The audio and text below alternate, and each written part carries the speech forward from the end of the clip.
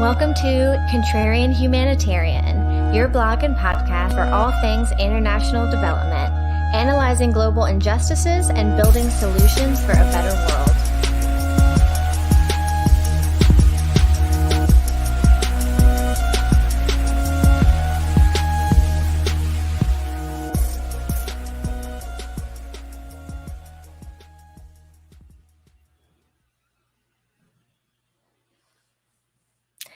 Hello, everybody, and welcome to another special episode of Contrarian Humanitarian Live, Episode 9. Critical Conspiracy Theory, Part 2, Critical Race Theory for Contrarian Humanitarians. Yeah, I'm Mikey Pogoloff, the producer and co-host, and I'm here with Aaron Edmondson, the host and creator of Contrarian Humanitarian. Woot woot. You want to go through some quick housekeeping real quick? Yes. So to get started, just so y'all know, please like and subscribe and follow us on all of our social media if you like our episodes and like what you see today. We're on SoundCloud, Spotify, Facebook, Twitter, Instagram, and YouTube. And for YouTube, there's a little bell icon you can hit so you never miss when we go live or any of our Contrarian Humanitarian updates. Also, if you want more Contrarian Humanitarian stuff, please become a member on contrarianhumanitarian.org so you get all of our latest info to your inbox. And while you're watching live, if you're watching live, please feel free to, you can leave a comment wherever you're watching, YouTube, Facebook, and we can see it. So if you have questions or anything, please like, comment, we'll see it, and we'll get to questions at the end of the show. Great. So we're just going to transition real quick from part 1 to part 2 and explain how we're going from the conspiracy theory stuff to the international development and humanitarian stuff. So first off, bridging these things, we went through a lot of anti-Semitic conspiracy theories and how they relate to racism in the last part. These are in some ways separate issues, but one thing that connects them historically is white supremacy. So there are times where they overlap in a very clear and tangible way that you can demonstrate easily. There's also the outside agitator trope, which is extremely common in white supremacist propaganda tactic. That's something I think we've seen repeated throughout these various elements of propaganda that are both anti-Semitic and racist towards minorities in America, and how those overlap in terms of saying, Jews are stirring up these people as part of a conspiracy. They don't actually have agency. There's no actual suffering. There's no injustice. This is all just people being riled up by communist Jewish plots. So in general, another thing that connects these is just that white supremacy and fascist propaganda, operate on propaganda models, and generally most of the stuff we see with all this anti-critical race theory stuff going on is propaganda driven, and it's not entirely grassroots.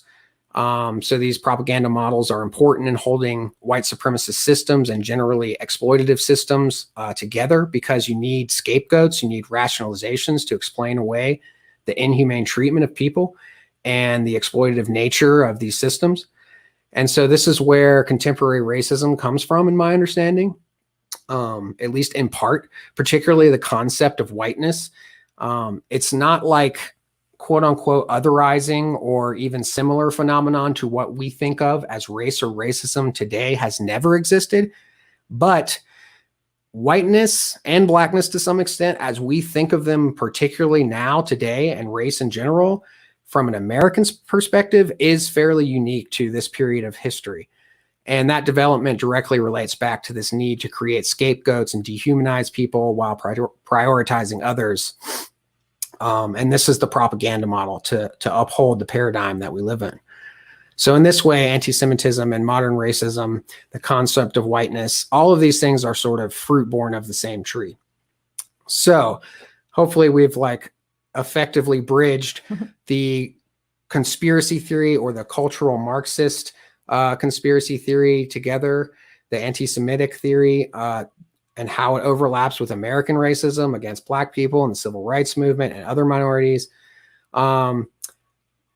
because the cultural Marxism, again, just to reiterate, is talking about a conspiracy of Jewish intellectuals stirring up trouble with the minorities in this country.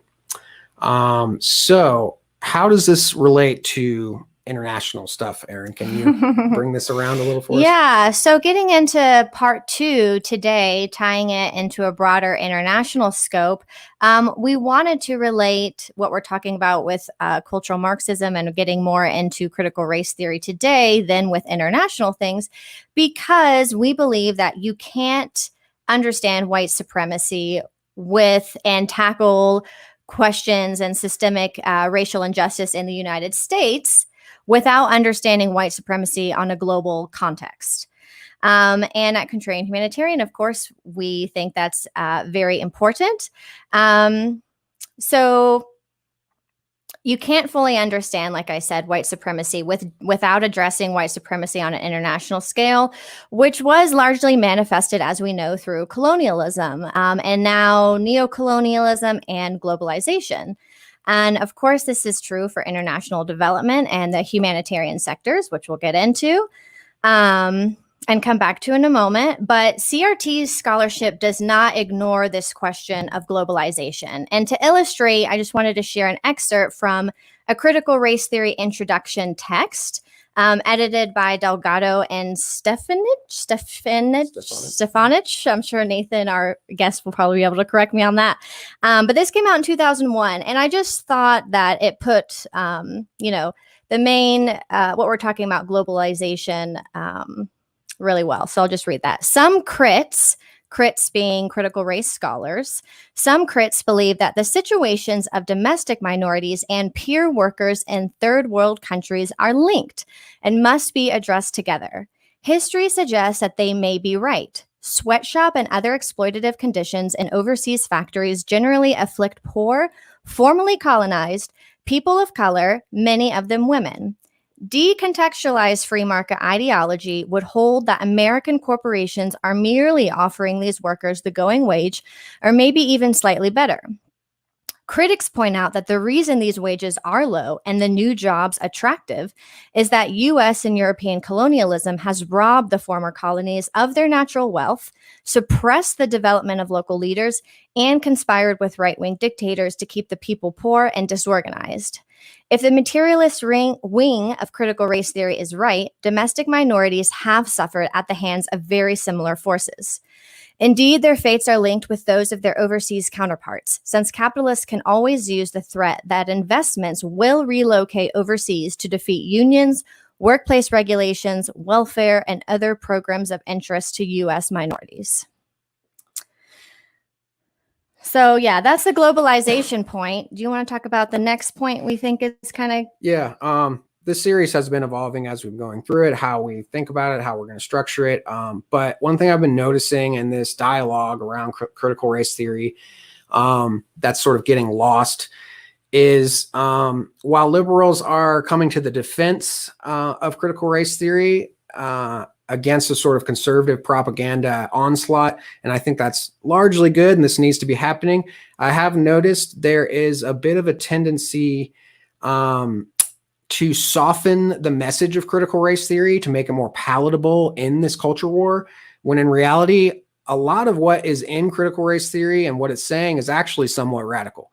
And I don't think we should shy away from that, particularly in its critique of liberalism, or at least, and I think we'll get into this later, liberalism in its practice and not as much liberalism, the ideology. So there is this tendency to give the same treatment to Martin Luther King and his legacy, sort of whitewashing his more radical message in favor of one that fully embraces moderation instead of radicalism. And we just want to read this quote that he gave. Do you want to read this? Yeah, and I think this quote is good just to point out what you said about we see a lot in social media that people are using Martin Luther King to kind of advance almost conservative conspiratorial propaganda. So we thought in terms of a liberal critique of CRT that this quote was, what's the word? Very sort of on the nose with what we're trying to say. So this is a quote from a letter from Birmingham jail in 1963 from Dr. Martin Luther King. I must make two honest confessions to you, my Christian and Jewish brothers. First, I must confess that over the past few years, I have been gravely disappointed with the white moderate.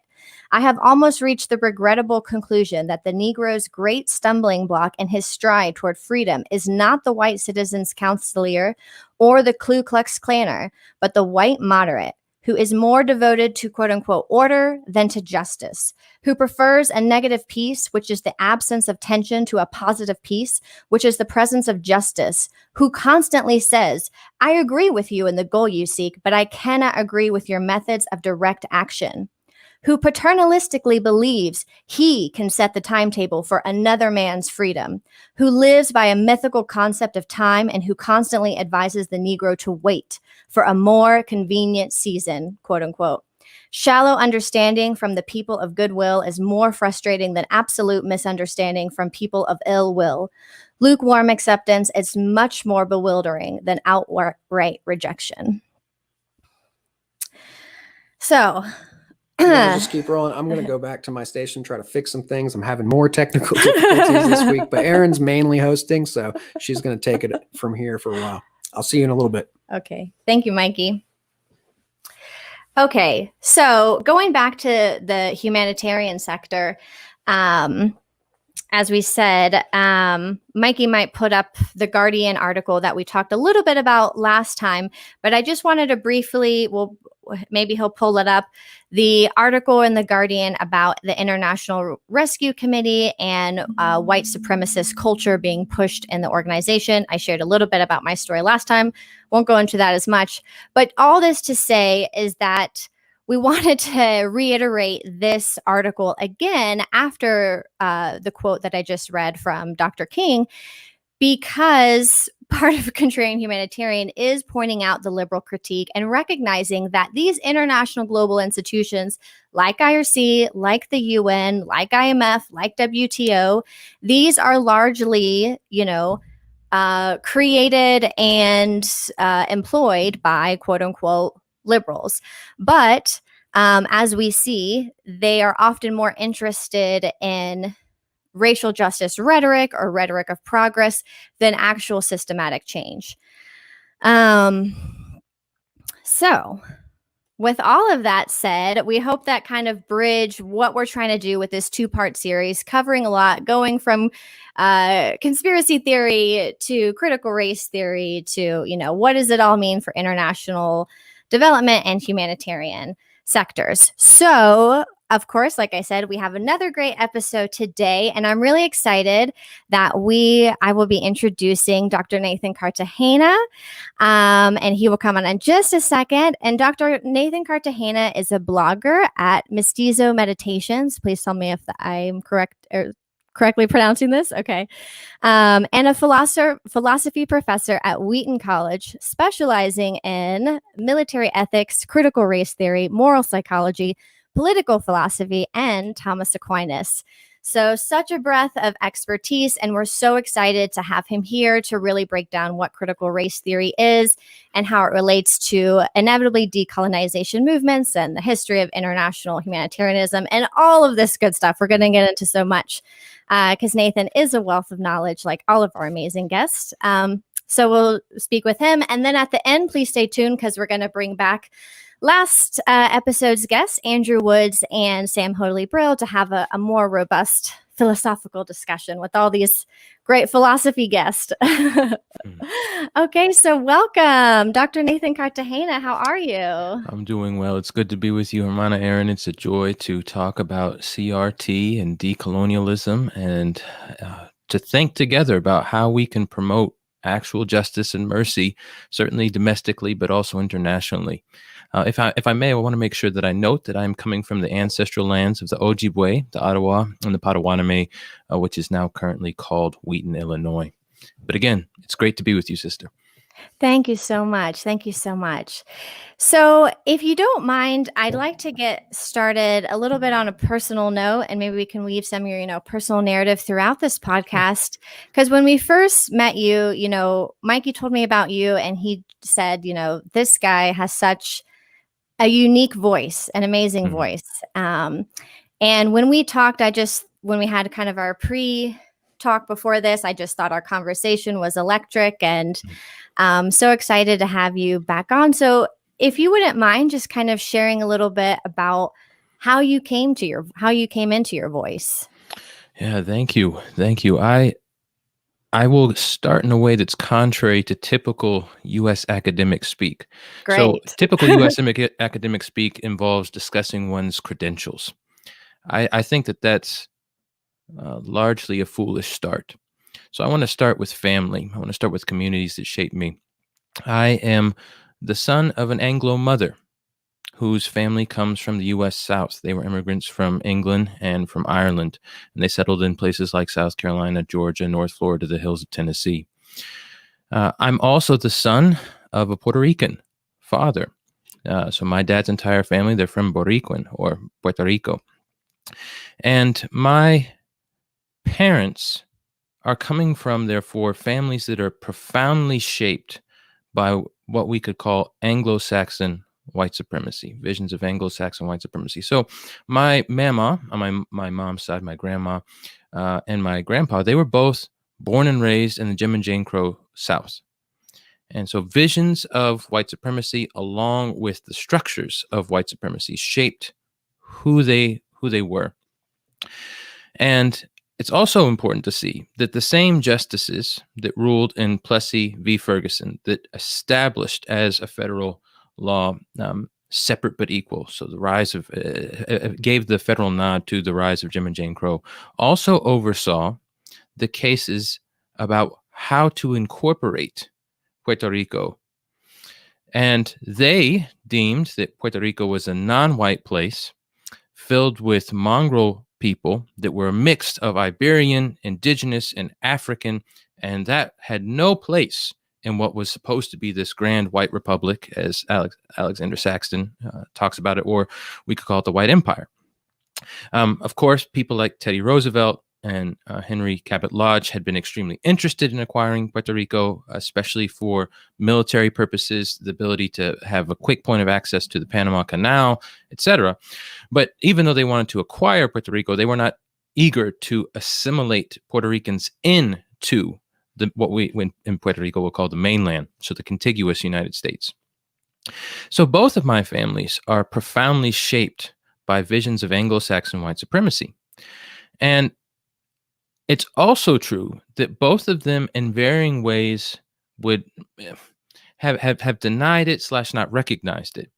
So I saw this a lot with my mama. When we would talk, my mama loved me profoundly, but there were always instances where we should have been able to have more intimacy in our relationships, but we couldn't because of the white supremacy that she'd imbibed and the ways that she thought about white people as superior and non-whites as inferior.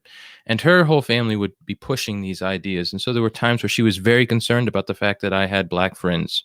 There were times that she was very concerned about the kind of music that I was listening to, or that I would spend any time reading somebody like Baldwin or Du Bois or King, because aren't they all nefarious? And shouldn't we, don't you think you should be reading white people, for example?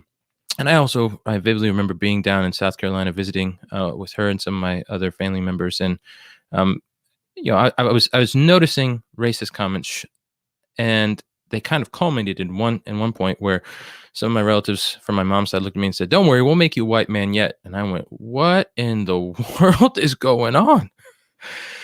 But just as I saw those modes of white supremacy on my mom's side, it's also true that because I'm Puerto Rican, and I was actually born in South Carolina on a Navy base because my dad joined the Air Force. He went to the Air Force Academy. Then was active duty for 6 years and then went into the reserves and retired after a long career in the reserves.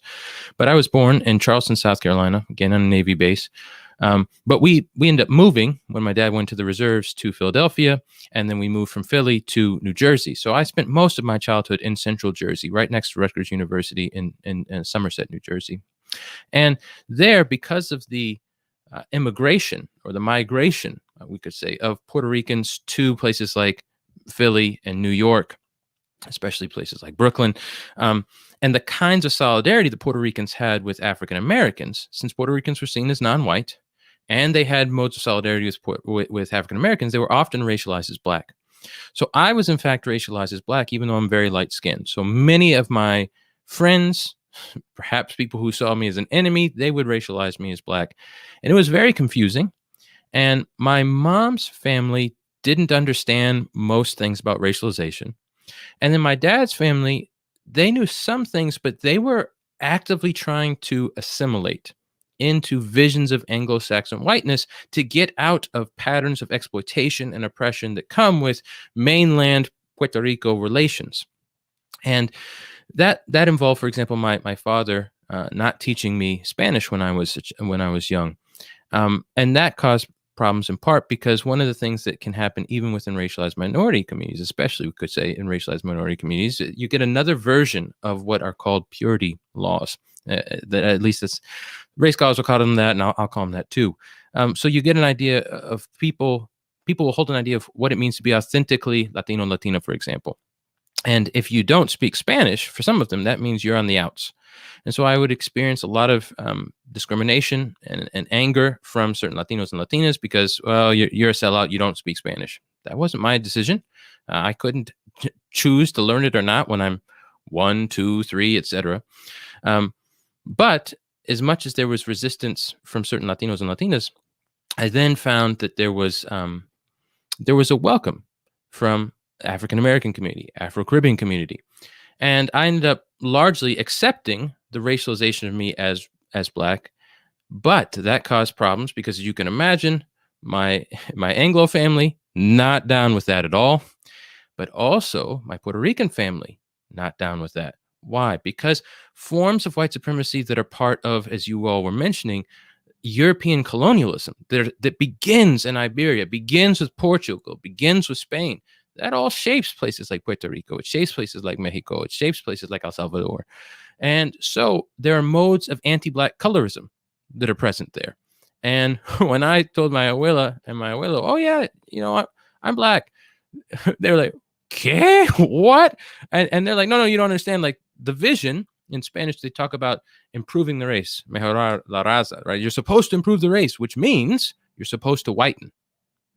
Oh yeah, it's a mess. So there, I remember going, what in the world are we talking about? So I was profoundly confused because, hold on, sorry, just a second. We got a dump truck that's making noise. Let me mute myself for one moment. Hey, can you hear me? Yeah, I can Okay, hear you cool. great, Mikey. That dump truck wasn't too loud. Okay. But I guess you want to play this media real quick, see if it'll work? Okay, yeah. I have, we'll follow up and back with you, Nathan, but while the dump truck's going on. But yeah, so Mikey had a little video compilation he wanted to show that set up our intro and really kind of tied together what he was talking about with the first part, tying together cultural Marxism, conspiracy theory to kind of critical race theory. This is called The Evolution of a Trope, John Birch Society, Free Congress Foundation, and Chris Rufo.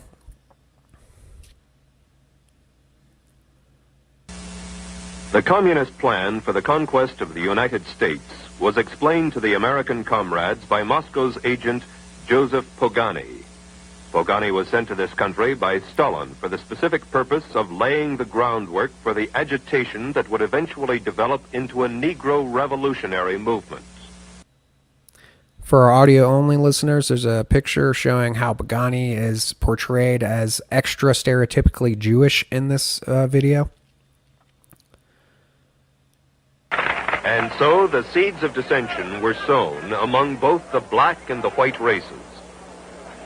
And inexorably, the people of the United States were being divided according to plan. Among the so-called downtrodden and oppressed, among the supposedly starving and pauperized Negroes, the enemy was referred to as Whitey. Phase 1 was well on its way. Now it was time to implement Phase 2. Create the appearance of popular support.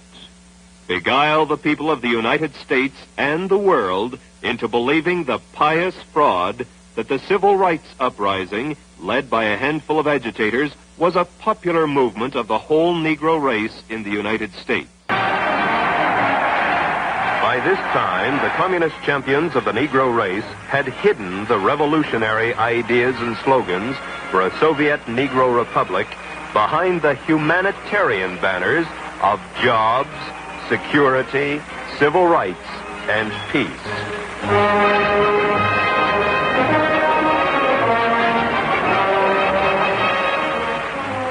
That was John Birch Society. Issues were to provide the friction necessary to divide the American people and lay the groundwork for revolution. And this next one is Free Congress Foundation from the 90s. As we've seen, the Frankfurt School, Marxist in origin, wanted to create a cultural revolution against Western society. And in the 1930s, they took their important first step. In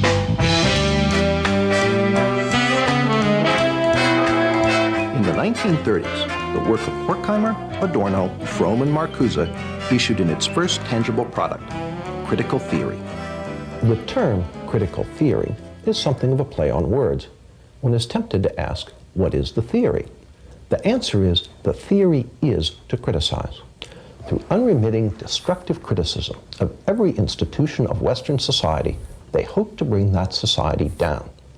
Critical theory is the basis for gay studies, black studies, women's studies, and various other studies departments found on American university campuses today. These departments are the home base of political correctness.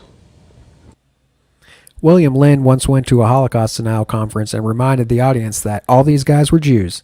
This next one is from Christopher Rufo, Critical Race Theory. The Marxist left has built its political program on the theory of class conflict. Marx believed that the primary mechanism of power in society was the relationship between the bourgeoisie and the proletariat. The solution to this conflict, according to Marx, was revolution.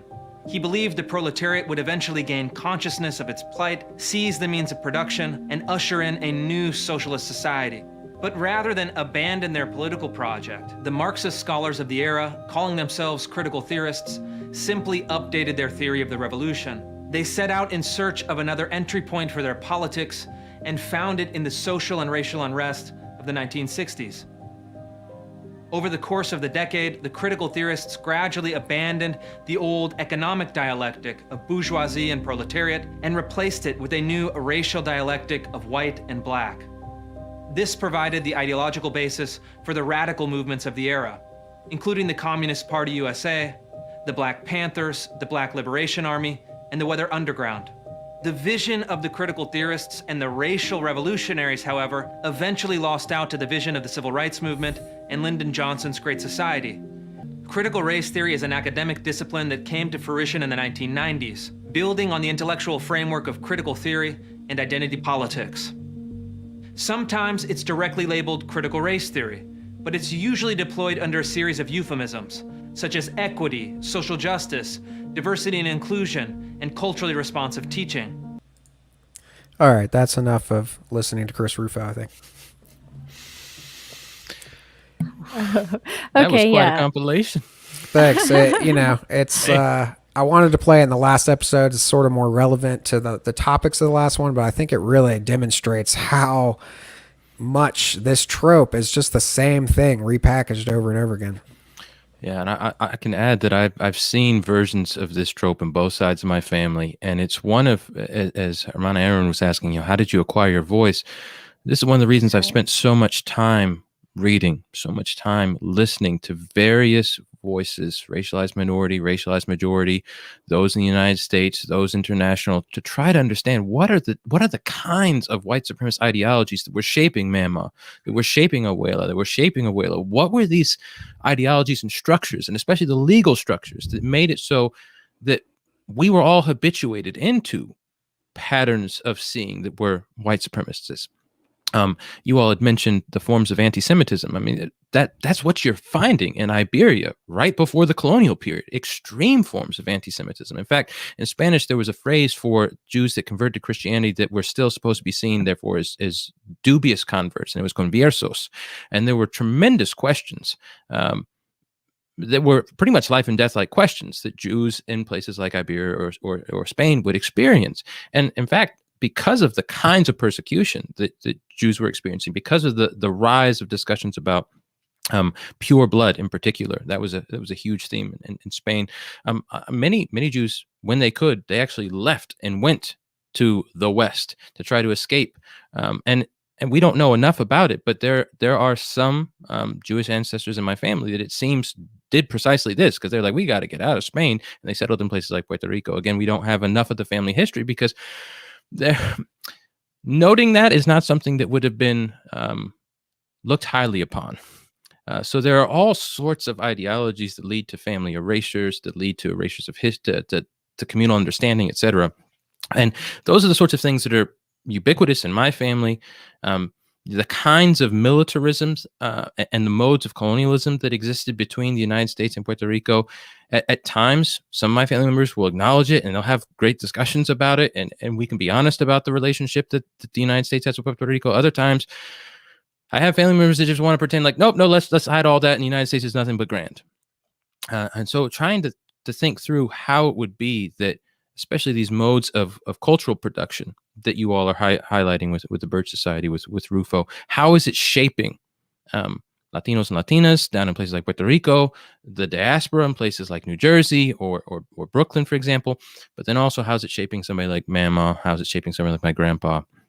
So part of my attempt to find my voice was me doing research to understand myself and my family, because I had some familiar resources, yes, but I had to go beyond my family and work pretty hard to find out what all was going on. And I'll say this much, and then I'll make a quick pivot. I want to say one more thing about how I came to know about critical race theory, and I'll say one more thing about my voice after that.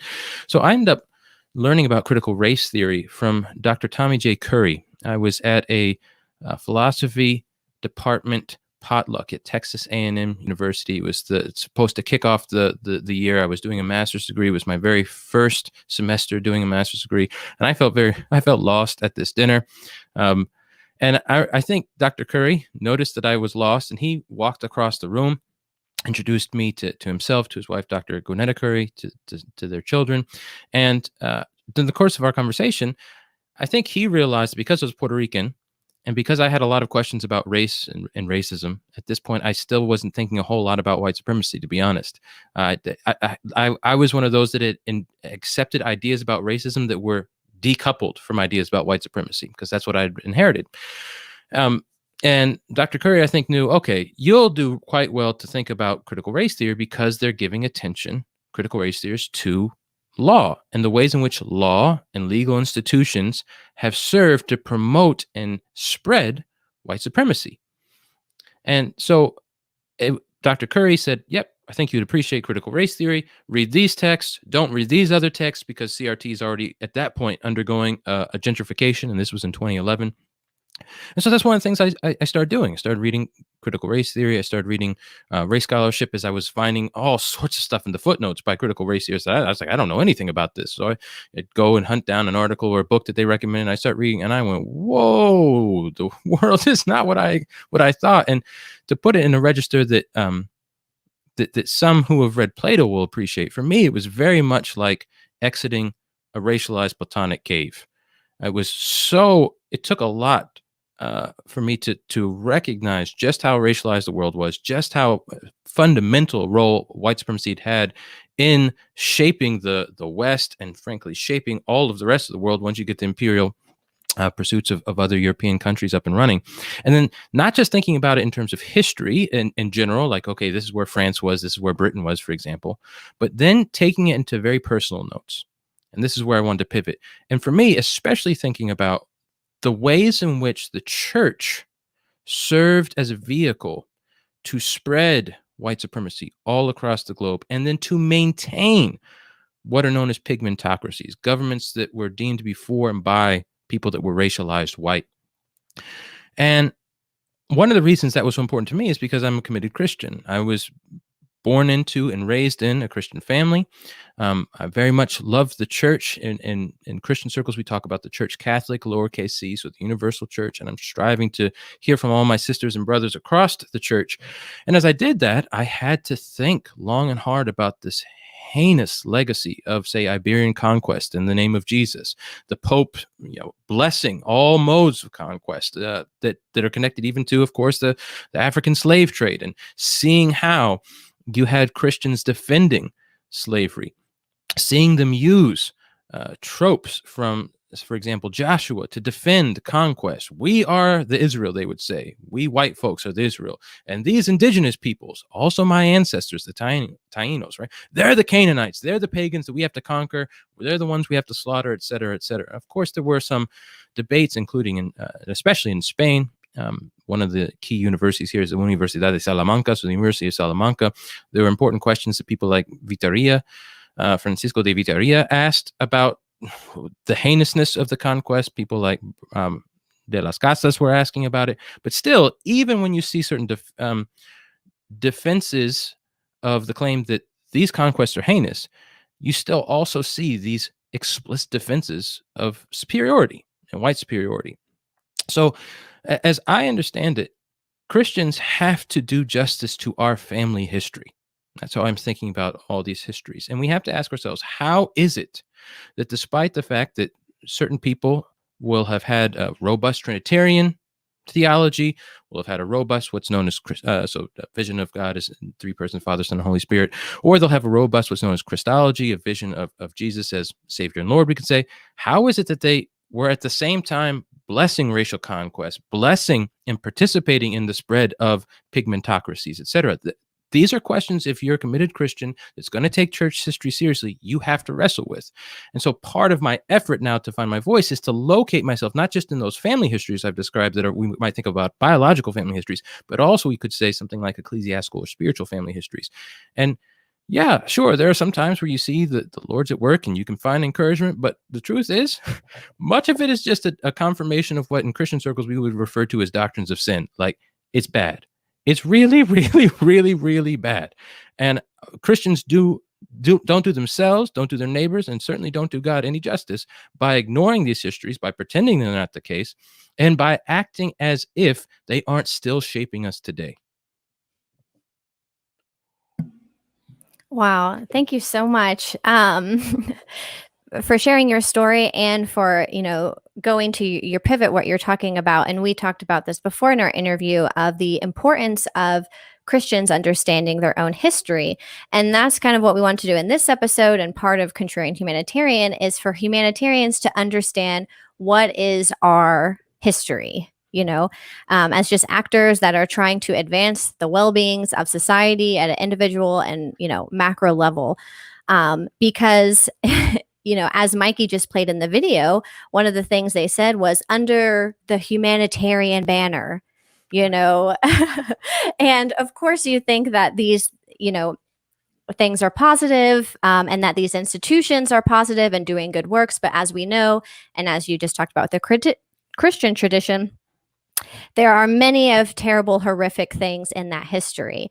And so if you could, and I understand that a lot of humanitarianism is obviously tied to Christian history because many of the humanitarian institutions that we have today are formed from predominantly Christian, but in general, religious institutions and this kind of thing. So if you want to kind of talk a little bit about those ties historically together, that would be great.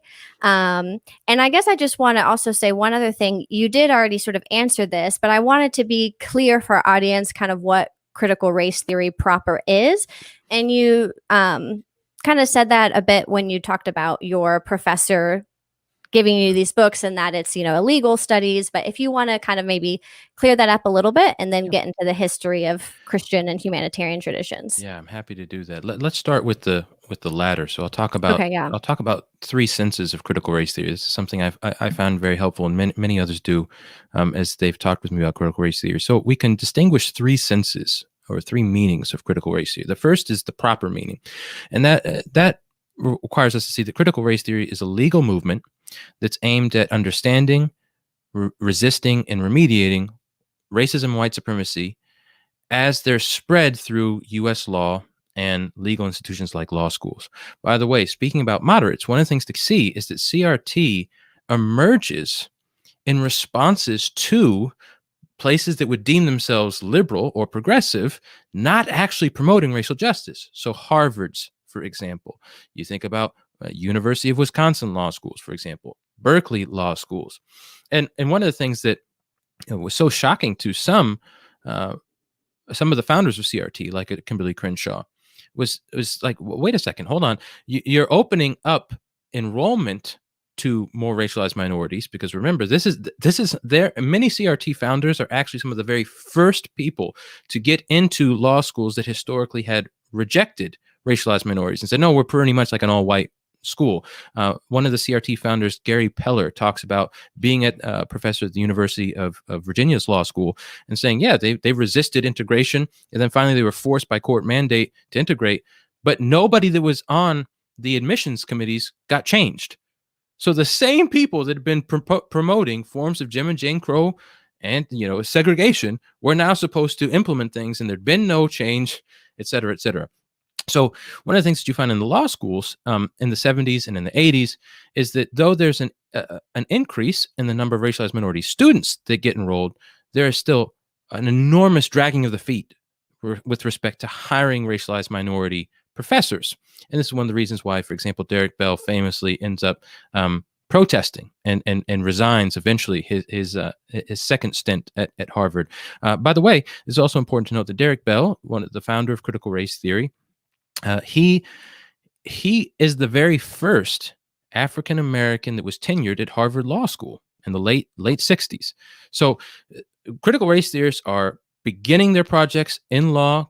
Bell ends up being the first tenured African American law professor at Harvard, and his credentials aren't so much the typical I went to this law school, they're super prestigious, and I was clerking for this Supreme Court justice or something like that. Now I'm going to be a professor at Harvard. Instead, we could say Derek Bell took the school of the hard knocks approach. So he ends up being a veteran in the Korean War, and after he serves in the Korean War, he goes to Pittsburgh's law school, and from there, he ends up doing work trying to desegregate schools in the South. And so he works with people like Thurgood Marshall, with Medgar Evers. And there are times where Derek Bell when he's in the South, he's sleeping in homes that are guarded 24 hours because there's so much white violence coming against their desegregation efforts. And because of work that he was doing with the NAACP, with people like Thurgood Marshall, et cetera, it ends up that Harvard becomes quite interested in hiring him. And that's how he makes it there. And then Bell ends up writing a book it's called Race, Racism, and American Law, and is one of the very first texts to offer a robust exploration of how U.S. law was promoting forms of racism and white supremacy. And that shapes the future generations of CRTers that are places like Harvard. So I'm talking about the legal component. Now here's something we'll need to see. CRT as a legal movement really comes into its own in the summer of 1989.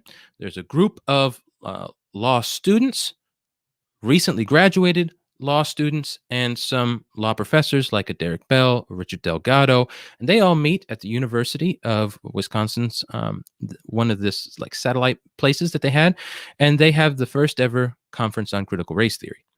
And it starts on, people hit the ground running, trying to resist now critiques of CRT, in particular one that was coming from Randall Kennedy, who's also African-American law professor at Harvard, who had some pretty stinging critiques of Bell and Delgado in particular.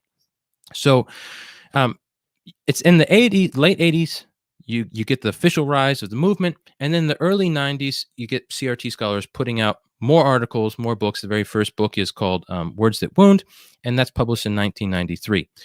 At 1993, that's when you start to see CRT making its way into other fields. So this is the second sense of CRT. There's CRT proper, and then there's what I call CRT in the derivative academic senses. So how is it that CRT travels into other fields, just like ideas in psychology or sociology can travel into other fields, or philosophy and theology? How is it that ideas from this legal movement travel into other fields? And so in particular, they're traveling into education. You find people like Lori Ledson Billings and Daniel Solorzano reading Bell, thinking, there's a lot we have to learn about the ways in which white supremacy has been perpetuated by law and how these laws have had to do with educational institutions, not just law schools, but thinking about Brown v. Board, for example.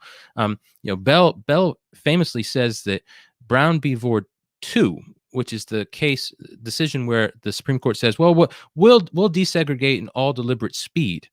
He famously says that that's an unprecedented deferral of a recognized constitutional right. All deliberate speed. And of course, this is a response by the court to extreme racist backlash to the first decision to desegregate state-sponsored and funded schools. So you have CRTers in education starting to come in the middle 90s, and then CRT ends up going into some other fields, like, for example, philosophy.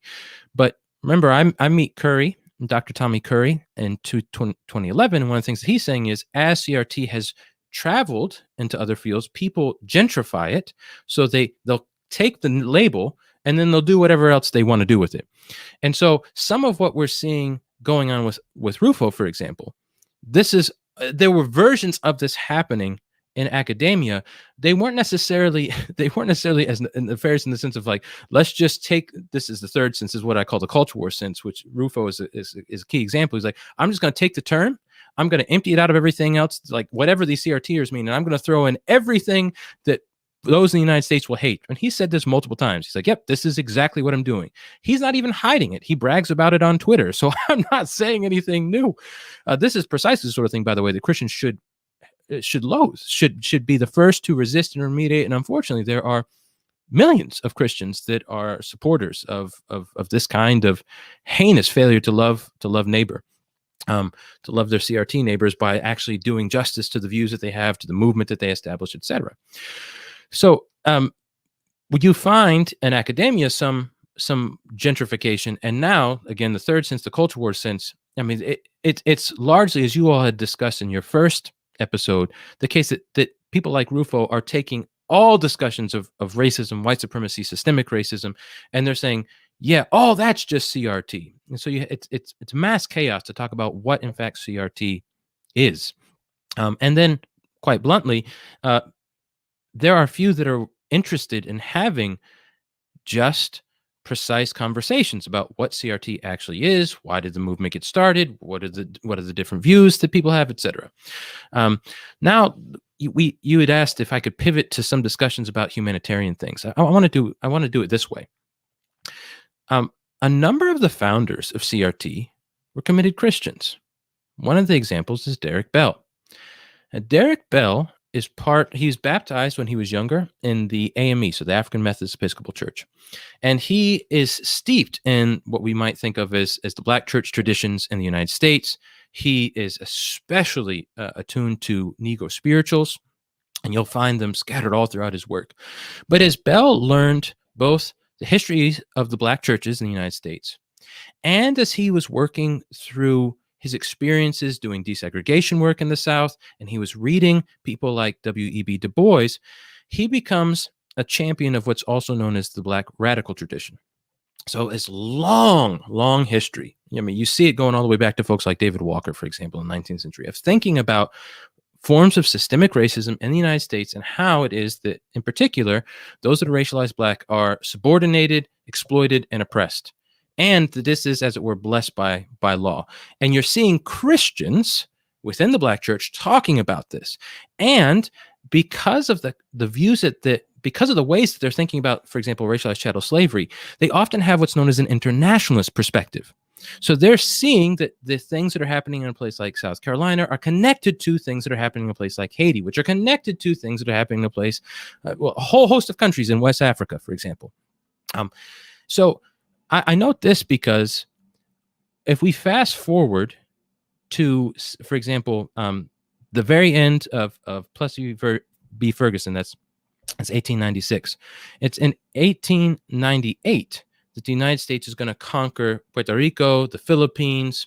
You're also going to get an unjust conquering of Hawaii, etc. Well, guess what's one of the main denominations, I should say, that's actually writing internationally saying, watch out for the great Leviathan that is the United States? It's the AME. they have international discourses with Christians all over the globe, but especially now in Latin America and places like Hawaii, saying, watch out. We know what kinds of modes of Jim and Jane Crow are up and running here. We see the desire to make good on what's known as the Monroe Doctrine. So the United States is very interested in being an empire that's going to expand all over the place. And we want to help to warn you, and we'll do what we can here to promote your well-being, to promote your good.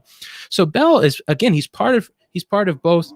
We can think of a certain kind of academic traditions, like the Black radical tradition with somebody like Du Bois or CLR James, but he's also part of the AME.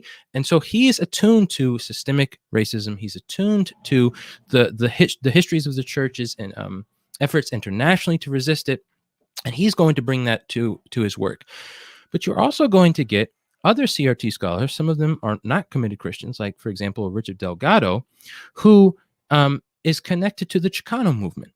And the Chicano movement, of course, is going to have an international feel to it. And so one of the things that he's doing as a CRT is saying, okay, how do I think about the ways in which the Chicano movement helps to illuminate forms of white supremacy here, and white supremacy against not only Mexicanos, Mexicanas, Chicanos, Chicanas in the United States, but also Mexicanos, Mexicanas, for example, in Mexico. And what about all these immigrants coming from Central and South America? And this, I think, is actually a perfect time to pivot to something. And that is, there's a wonderful book by Laura E. Gomez called Inventing Latinos. And on page, hold on, let me make sure I get that right. On page 37, she highlights a common trend that's going to be, I think, very relevant for the rest of our discussion. She says, quote, and it's going to go from 37, the bottom of 37 to the top of 38. The story of American colonial exploits is particular to each Latin American country, but the connective tissue is the same. The racialization of native peoples as subhuman. That's one step. Second step, the region's geopolitical strategic value. Ooh, it would be helpful to have Puerto Rico, like I was saying before, with soon to be President Teddy Roosevelt, etc. Third step, how military exercises support and reinforce corporate capitalism. Ah, yes. So how do we bring in certain companies to come here? And now we're going to make all sorts of arrangements, like with the pharmaceutical companies that are initially in Puerto Rico. Like, yeah, we'll make some great deals so that you would want to be here. Fourth point, human rights abuses by U.S. installed dictators. So think about the CIA's involvement in places like Nicaragua. Think about the United States' consistent involvement in places like the Dominican Republic, et cetera, et cetera. And then fifth, and displacement caused by violence and economic deprivation leading to migration of an exploitable workforce. So Laura E. Gomez, she's what I call like a second generation CRTer. She was not one of the founders, but she does CRT work. And in this book, she's working through those stages, and she's paying attention, therefore, to, as you had read from the Delgado Stefanik introduction, to the connections between what we're seeing domestically in the United States and what the United States perpetuates overseas. So it's visions of white supremacy bound up with visions of capitalism. So we could talk about it as racial capitalism that shape the experiences of people in places like Honduras, that lead to the establishment of banana boats and banana plantations and pineapple plantations, et cetera, all over places like, again, Honduras or Hawaii, Puerto Rico. And I say this then, one of the main goals of critical race theorists is to ask, how is it that the laws that get established enable these relationships, enable these forms of exploitive, oppressive dependence on an international scale? And I think the way that I'll conclude my comment now is actually by bringing up Reverend Dr. King again. So you all had read a letter from Birmingham jail. And in 1967, Reverend King gives, in some senses it's famous, in other senses it's an infamous sermon at Riverside Church in New York. The title of it is Beyond Vietnam. And one of the things that King is saying is, if I'm going to promote justice for my African-American sisters and brothers, and I start to pay closer attention to the ways that I'm supposed to be as a Christian, he's saying, promoting justice for all my fellow sisters and brothers, then guess what? I see that the same modes of racism, the same modes of militarism, and the same modes of materialism / consumerism that are ravaging us are ravaging sisters and brothers in Vietnam. And now this particular sermon ends up being the thing that makes it so J. Edgar Hoover's like, no, he's the most dangerous man in the United States. And here's one of the key reasons why. because King is becoming more and more vocal about the connections between forms of white supremacy and extreme economic exploitation. So you think about the fact that he's assassinated in Memphis when he's doing work with the Poor People's Campaign. It's across racialized lines. He's like, no, look, we have to see how all these modes of racial capitalism are harming all of us here domestically, but also harming human beings across the globe. And King says this at the very end of Beyond Vietnam. He says, it's not enough to help a person that's been pummeled on the Jericho Road. So this is to bring up the parable of the Good Samaritan. So you have a person that's pummeled on a road to Jericho, and you have several religious leaders that pass the person, and then there's the Samaritan. And at this point in time, the Jews and Samaritans don't have very good relationships, but it ends up being the Samaritan, not these other Jewish leaders, that helps the person that's pummeled on the Jericho Road. So King is playing with this parable that Jesus gives, and you find it, for example, in Luke. And this is what King says. He says, not enough to help the wounded person. We need to ask, how do we transform the Jericho Road so that people aren't constantly pummeled on it? And he's thinking about the relationships between how laws that are enabling white supremacy in the United States are enabling its spreading and maintenance by way of militarism, capitalism overseas. And he's contending that Christians in particular need to be able to think about how the Lord is calling them as their agents of the kingdom of God to resist and remediate the racialized, militarized, and commercialized equivalent of the Jericho Road today. And that, I think, means they have to be asking hard questions about how humanitarian agencies are and are not, in fact, helping the peoples that they're claiming to help. And again, that's the exact kind of question that critical race theorists are going to be asking. And you see that with Gomez's text. Thank you so much. So in that way, I'm wondering if you could then connect, what you're just talking about is ensuring that it's not just that we help one person, but that we transform the whole road, essentially. We transform the system. So in what ways, because I, got more interested in critical race theory because I kind of realized that it is part of a whole decolonial historical framework. And so I'm wondering if you could kind of tie, where CRT ties with decolonization or like colonial critique, I guess you might say. Yeah, that's a great question. So I'll note two examples. One is with Derek Bell, because of the influence that the Black radical tradition has, because of the influence that his growing up in the AME has, and because of especially the tradition, the influence that Du Bois has. Bell is thinking about decolonizing. He's thinking about promoting modes of relating and of education in particular that aren't steeped in these old racist colonial pigmentocracies projects. So that's one example. But I want to pivot to a different CRT founder, Robert A. Williams of the Lumbee tribe. So the Lumbees are out of where you all are. I was going to say, let's just do a shout out to the Lumbees in Robeson County. Woo, woo! That's right. Yes, that's right. So not a federally acknowledged tribe, but a tribe nonetheless, right? This gets to the business of law and how you get forms of white supremacy operating. But one of the things that Williams does is he, as an indigenous scholar, committed to the good of indigenous people, saying, how do we resist and remediate the ways in which U.S. law has promoted not only colonization, but settler colonialism, so that you get the mass displacement and genocidal efforts against indigenous peoples through law? And so he's paying close attention to what's known as the Marshall Trilogy. So these are some of the most important cases that the fourth Supreme Court Justice of the United States is going to offer regarding land rights and land sovereignty. And it ends up that Williams has several books that are highly wonderful about this history. So if you look up Robert A. Williams, you can find some of this. But in one of his books, it's called Like a Loaded Weapon, where he's drawing on a Supreme Court decision about Karamatsu, United States, where it ends up the United States Supreme Court says, yeah, no, Japanese internment is actually constitutional. So that's a case where one of the dissenting justices says, once we play this, once we say that this is constitutional, what we're going to have is something like a loaded weapon, where these modes of racist reasons for sequestering entire peoples can get promoted all over. By the way, quick aside, the United States worked closely with many Latin American countries to bring their Japanese citizens and residents from Latin America, so places like Argentina, Brazil, Peru, to U.S. Japanese internment camps. This is something that many in the United States don't know. But I did not know that. Oh, yeah. And like the modes of anti-Asian racism are pretty much what many race scholars will call hemispheric. So you had resistance in Canada, resistance in the United States, resistance in Mexico, resistance all throughout Central America, and resistance all throughout South America.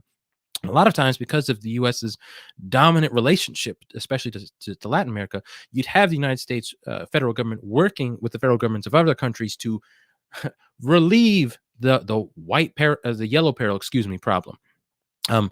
So anyway, Williams looks at those cases, and one of the things that he does is say, you have to recognize that Chief Justice Marshall's decisions that say, he ends up saying power, war, and conquest determine rights. So you can find this, and this is in the Worcester decision. So this is in 1823. But he says, yeah, this is what determines rights. And we white nations, we've determined, going back to doctrines of discovery that are papal bulls. He's saying, yeah, we've determined indigenous peoples don't have land rights. So out you go, and we will be able to as the federal government, determine how to extinguish your land claims. That decision gets cited positively and shapes law in New Zealand, Australia, Canada. So I say this because those kinds of legal connections aren't just, again, domestic, but they have international influence. And as an indigenous scholar committed not only to the indigenous flourishing of indigenous peoples in what we now think of as the United States, we could think of as Turtle Island, what it was before, he's saying, no, I'm paying attention to all these groups. And Williamson then ends up arguing that international law would help, because international law actually recognizes indigenous rights. It recognizes indigenous land sovereignty, et cetera, in ways the United States government does not, and U.S. law does not. He's saying, well, we should draw on that to help decolonize. And I want to say one more thing then about this, because I think this ties in importantly to your last conversation. You see, neoliberal identity politics pretty much never gets to discussions of decolonialization. What you find is it's people think that we're doing really well if we have what I call the Crayola crayon box approach. So we've got different hues of skin, and whoo-hoo, ta-da, now there we go. But you think about this, you ask, well, is there a robust interest in diversity of thought? Typically not. And then are there robust efforts to decolonize, to change the legal and social patterns of relating that enable the continued subordination of those groups that were subordinated and oppressed from the beginnings of European colonialism, et cetera? And the answer is consistently no. And this gets into, I think it was Hermano Mikey was saying last time, the difference between substantive change, and you all were talking about this in the articles that you guys would like to discuss more, and I think this perfectly ties into Derek Bell's work. There's a difference between substantive change and symbolic change. And Bell says that what you frequently find in liberal institutions is a nodding to symbolic change. So, for example, we might change the name of a building at a school somewhere. But if you ask, well, are you going to substantively change your hiring practices? Are you going to substantively change the metrics that you use to evaluate what's good scholarship, for example? The answer is usually no. Are you going to work substantively to change the patterns of relating that you have with certain constituents and donors, for example? Because, racialization practices, they've been part of the racial capitalism. This is what Cedric Robinson has shown us in books like Black Marxism. So he's asking, well, are we going to change the ways that we would relate to certain donors so that we're not going to continue to have a certain kind of interest convergence? Again, Derek Bell's talking about, unless something is really going to benefit racialized whites, you're pretty much not going to see any kind of reform for racialized minorities. And so, again, oftentimes the answer is no. The answer is no. And the answer can be no for a whole host of reasons. Often, one of the main one is, whereas we can all pretty freely discuss the histories of European colonialism, the histories of white supremacist settler colonialism, the histories of U.S. imperial expansion in the name of Anglo-Saxon supremacy, The truth is most people in the United States don't know any of this history. And they're not aware of how it's shaping them today. So most people don't know about the Birch Society. Whereas we're like, oh my goodness, yes, look at what the Birch Society is. They can't make connections to the fact that many of the proponents of racialized chattel slavery that are antebellum proponents, so proponents of racialized chattel slavery before the U.S. Civil War, they claim that abolitionists are communists trying to destabilize the entire United States. I mean, you can't, the very sorts of points that the Birch Society is making, I'm telling you, find them in Christian authors like James Henley Thornwell back in 1851. So it's similar rhetorics to get recycled over and over and over again. But because of the emaciated education that most of us are receiving, because of how much organized forgetting, so this repeated not showing certain things, but then showing other things like, oh yeah, the United States is great, but we're not going to talk about imperialism. We're not going to talk about the Marshall Trilogy. We're not going to talk about all these problems with colonialism because that doesn't get presented. So many of our sisters and brothers, so many of our neighbors are ill-equipped to receive the kinds of decolonial insights and claims that CRTers are going to make, for example, and instead they typically need a huge crash course saying like, what's been the history that's involved in shaping the world, and then now how do I think about the present moment? And this brings me to the last thing I want to say, and that is why I very much appreciate something that Hermano Mikey was saying about the limits of some of the what are supposed to be diversity trainings. Like, again, those typically aren't decolonial. It's more or less like, well, you shouldn't have certain racist thoughts. And maybe don't say that word, say something else. But very rarely is there a presentation of all these historic racist modes of dependence from one country to the next. There's very rarely a question of like, how do we ensure that we don't become yet another mechanism within, for example, a government's efforts to oppress and support people, but to oppress and exploit people, and we're like, well, okay, but this humanitarian group is going to take care of them. These are the exact kind of questions that Christian missionaries need to be asking when they're asking, how do we help indigenous churches grow? But frequently, there's a vision of a kind of benevolent racism. It's like, oh, you all need us. We're going to really help you. And it doesn't, it's not the benevolent, let's burn you at the cross, KKK thing. But it's this vision of you all are so inferior. It gets back to what Gomez was talking about. You need us. We'll help you. And it doesn't enable for mutual reciprocity. Like I need you just like you need me. No, it's instead typically like, I'm going to be your savior. Yeah, thank you. History is so important. What you just talking about. Yeah, we don't have the history to acknowledge where we find ourselves in our current circumstances and what we're saying, what we're doing, how we're doing it, all of these things. And this is something I, like about critical race theory and being critical in general, is that I've found myself naturally thinking and kind of critiquing, what we're doing, what we're saying, why it is the way it is. But it is interesting to see how some people that's not on their radar. Yeah. And I'm not exactly sure why that is, but I do hope this conversation kind of gives a little bit of more historical context for a lot of different things. One of them in the humanitarian sector, you just laid out wonderfully the political the political rulings domestically and internationally and how they uphold white supremacist values. And in upholding white supremacy values, that means the dehumanization of, people that, don't get to be in the white supremacist, glory land or whatever they think. And I think that, sometimes people want to think that humanitarianism is separate from political action, right. But it is not. And even when you go and work inside these places, they will tell you humanitarian action is apolitical. I was told that. I was told that, you should, and they almost use sort of a Christian theology of just love your neighbor. It doesn't matter, what they look like or where they're from or this and that, which is true. Yes, but it's under this sort of white supremacist flag of they need to be helped because they're always going to be in this position, but we're never questioning why they're in this position, and never questioning who's making them in this position, and can we work towards, again, the road to Jericho? Can we work on the road to Jericho as well as the person on the road? And nobody wants to do that. And there's a large scale effort to decouple working with a person on the road from actually changing the road to Jericho, and I do think that largely does fall under the arc of white supremacy. And the article that, we reference from IRC, it talks about the gaslighting that happens from individuals, employees wanting to change the road to Jericho, not just the person on the road.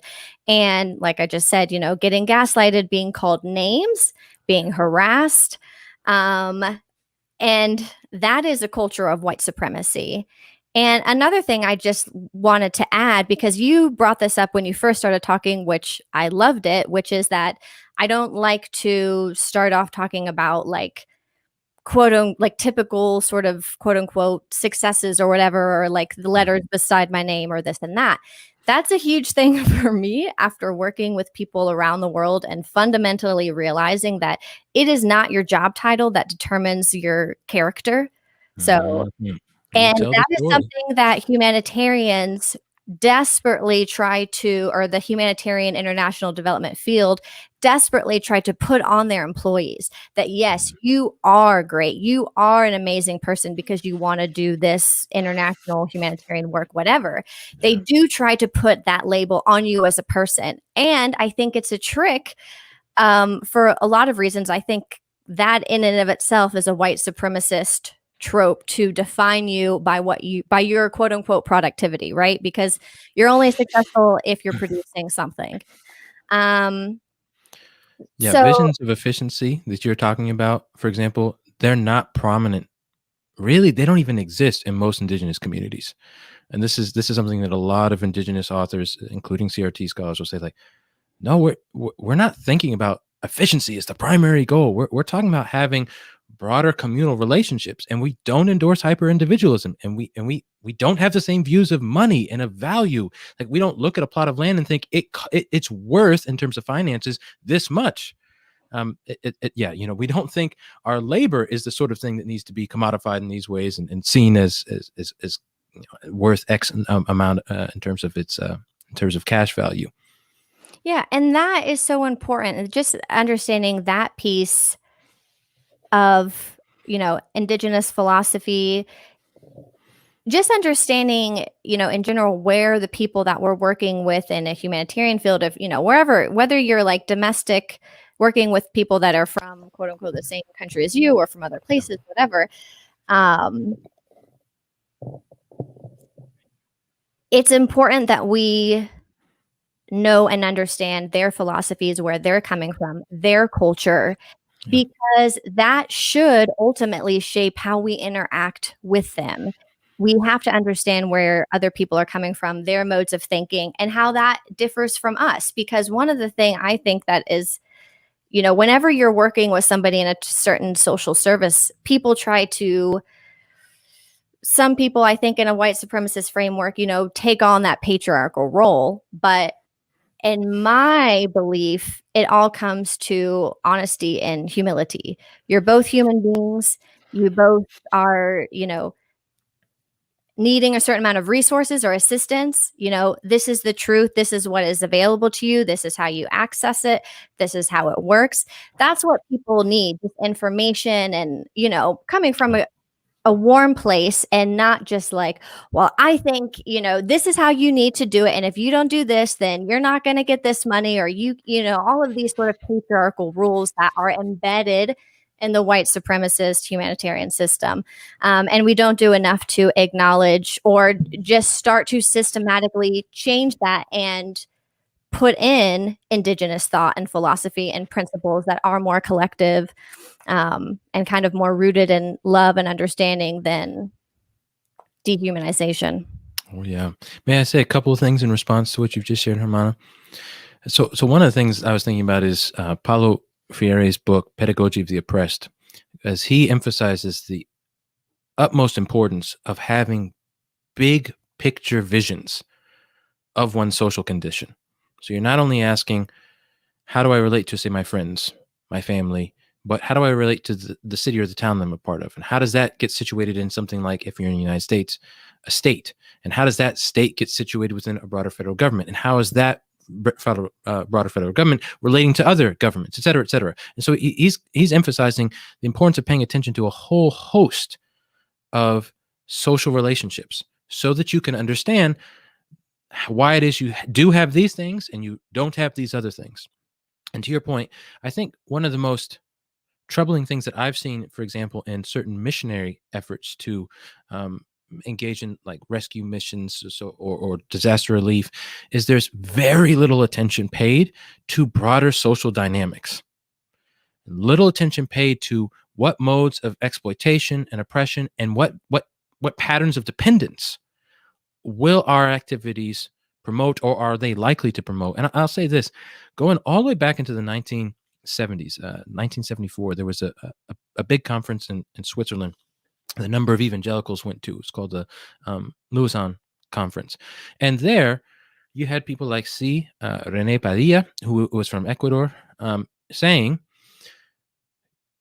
Christians need to think about the ways in which their missionary movements and their humanitarian movements are actually wreaking havoc across Latin America.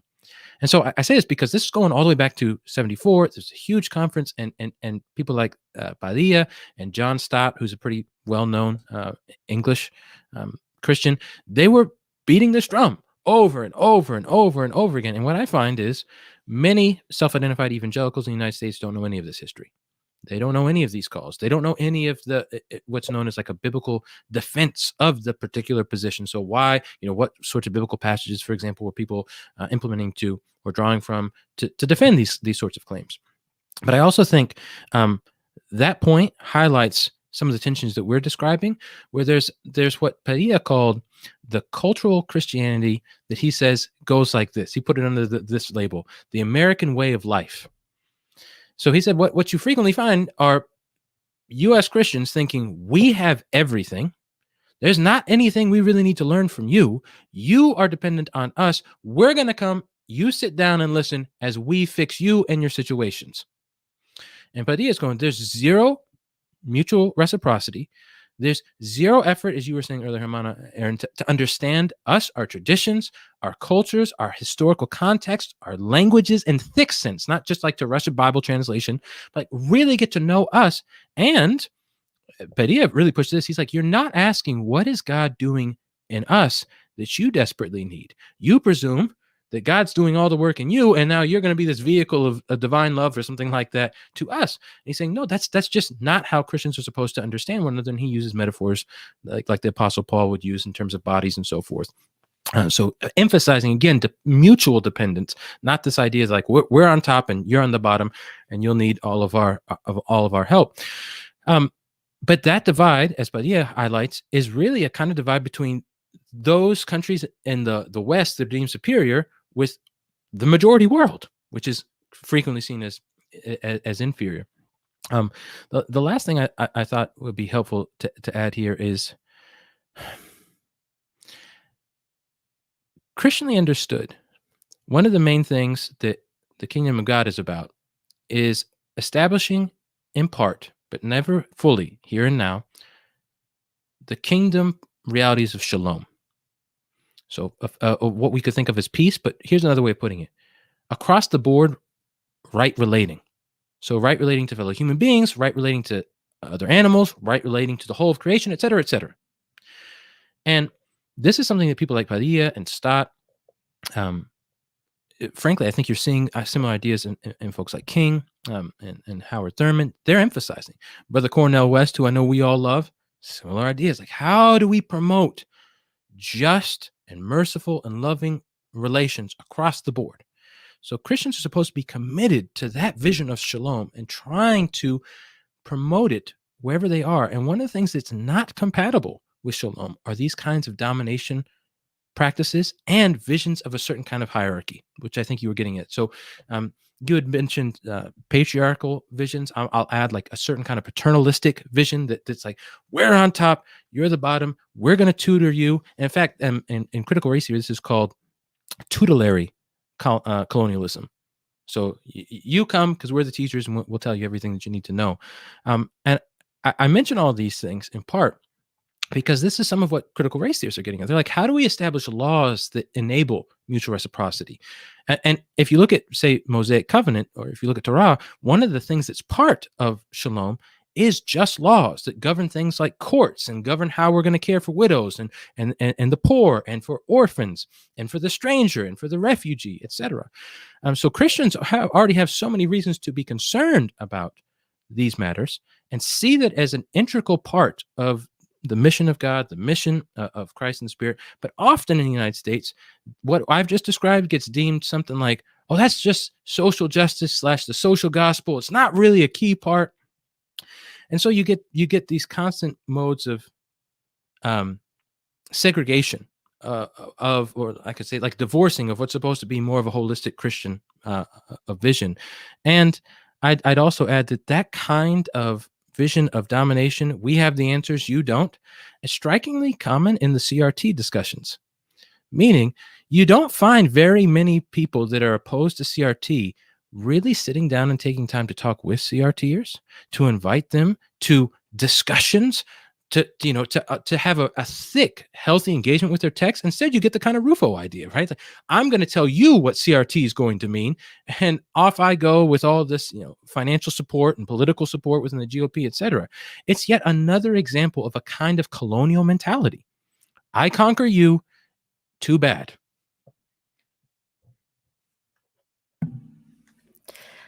Yeah, thank you. I just want to be cognizant of time and make sure we, bring on Andrew and Sam for a good discussion.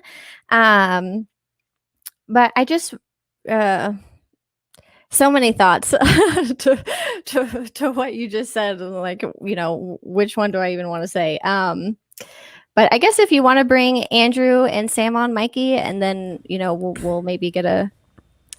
Yeah. Or did you have? No, I'm going to bring him on in just a second. Okay.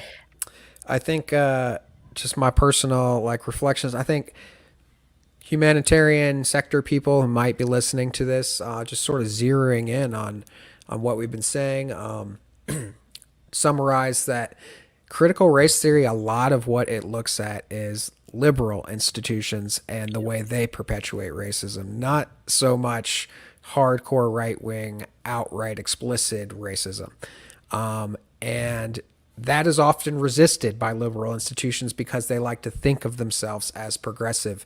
One sort of easy, I'm more of a history guy than theory, but one sort of easy example of this, we talked a little bit about this just recently, all of the stuff in Canada with the schools, and this really intersects with everything we're talking about in terms of humanitarianism, Christian outreach, the sort of paternalistic view of civilizing people as sort of a precursor to humanitarianism, and generally how people thought of Harvard as progressive, and Derek Bell said, hey, well, kind of, but in some ways, but not in others. I mean, this is, people think of Canada in a certain way as this sort of friendlier, more progressive, liberal version of America or whatever. And it's important to burst those bubbles. So I think that's why that story is important. I think that's how critical race theory can sort of be thought of and applied to humanitarian sectors and what we're talking about. I'm going to go ahead and bring in Andrew and Sam. Boom. Boom. It's getting crowded in here. What up, Sam? Hey, y'all. Is it bright in there? You look. That's right. Good to see you, hermanos. Good to see you. I would say, Good to see you. Yeah, thank you everybody for being on, and I guess I'll introduce you all: Nathan, Andrew, Sam, Nathan, Andrew, or you all know everybody. So, yeah. Thank you all for being on. Yeah, I think what Mikey was saying, we've been talking a lot about this. The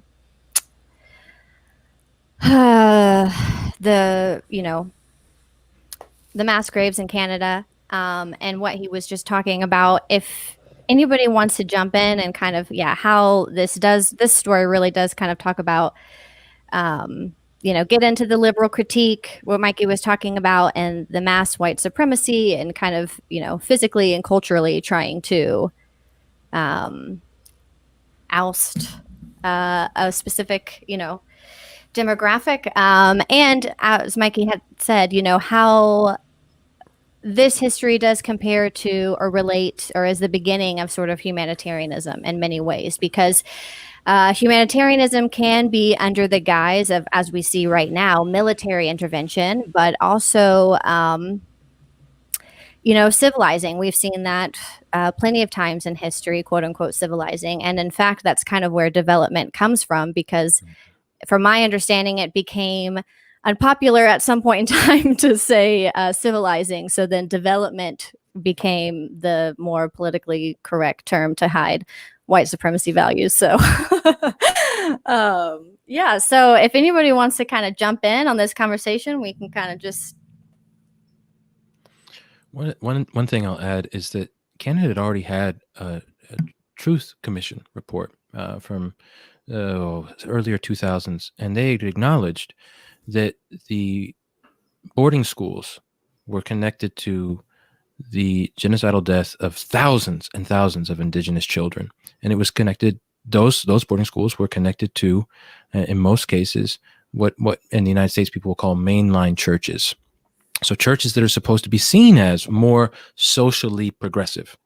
And I say this because I'm so grateful you're saying this, Hermano Mikey. Like, some of the visions of who's progressive and who's really going to be caring for people are just flat out wrong. I mean, one of the reasons you get CRT as a movement is because the progressive, critical legal studies scholars are refusing in any important sense to center racial thought. And they're like, no, let's not do that. That's going to cause problems. So you get a bifurcation.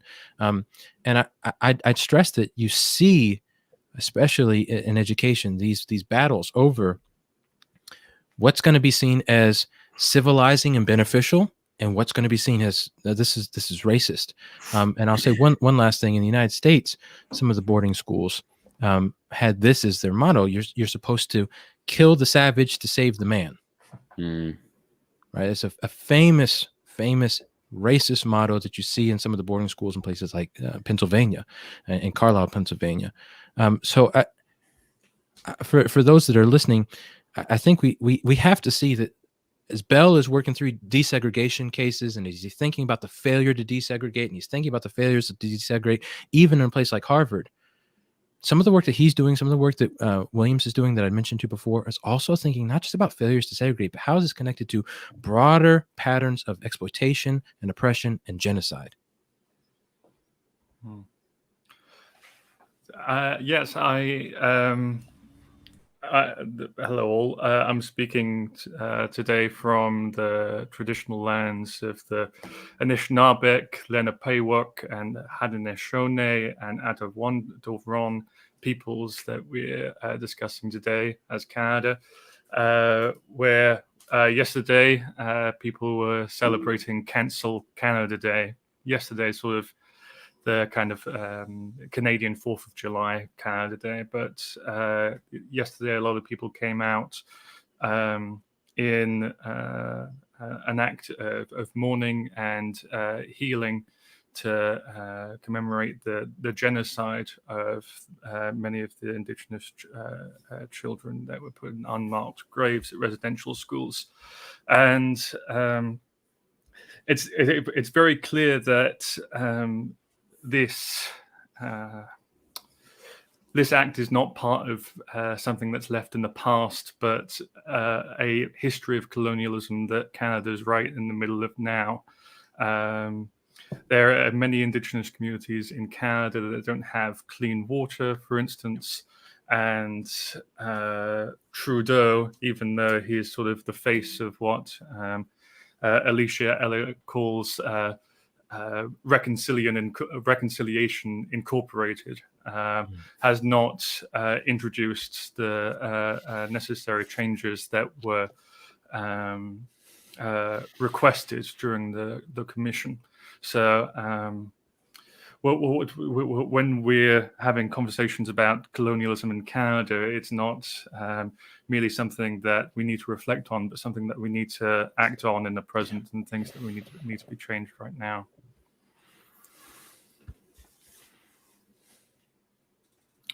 I have nothing to add. I'm learning listening to this. Well, obviously anybody can jump in at any time. Anybody who's listening, please feel free to drop a question in the comments and we will try to address it. I thought, and we had written this in our little outline, while we have all these philosophers here, and I think this plays into this discussion a lot. You hear a lot of sort of like flattened versions of these conversations around the nature of truth. Where do we get truth from? Are there different ways of knowing? Is there a sort of like monopoly on the scientific method? And because that's generally, I think, how it's portrayed in the culture war version of this whole discussion, is that this sort of anti-critical race theory people are rooted in logic and science and rationality, and the pro-critical race theory people reject all that and say that, you know, scientific method is a whiteness thing, and et cetera. This is obviously a huge discussion, but I figured, like I said, well, we have all these philosophers here. I'm a little embarrassed too, because I looked into some of this stuff in grad school myself. My graduate paper was actually called "We Lie the Truth," and it goes a lot into you know, the nature of truth and everything. But you know, I'm a total amateur. I mean, it was art and design school, so I didn't go that deep on philosophy. But yeah, I mean, I'm really interested to hear what you all have to say on this subject. Hermanos, I've already done a lot of talking, so why don't you have at it? I could talk a little bit about truth. So a lot of the people on the opposite side of the culture war as us, I would assume for all of us, you know, James Lindsay types. James Lindsay and Peter Boghossian also specifically have, like, at certain times characterized the culture war as divided along the lines of what you think about the correspondence theory of truth. So for people who like do truth stuff in philosophy, they're like, well, that's kind of weird. Why would, like, your theory, like, so the correspondence theory of truth is a theory about what is, like, what makes things that are true true. What is it about a proposition that makes that proposition true? And they say, well, it's that the proposition somehow corresponds to the world, right? So if it's true that snow is white, then that's because snow is white corresponds to the world in some way, or a state of affairs in some way. And then you have to somehow explain exactly what this kind of correspondence relation amounts to, and that gets really difficult, it turns out. And so some people abandon that theory of truth. Other people like this idea of like a coherence theory of truth, where it's not about the way that a proposition lines up with the world, but the way that it lines up with other propositions.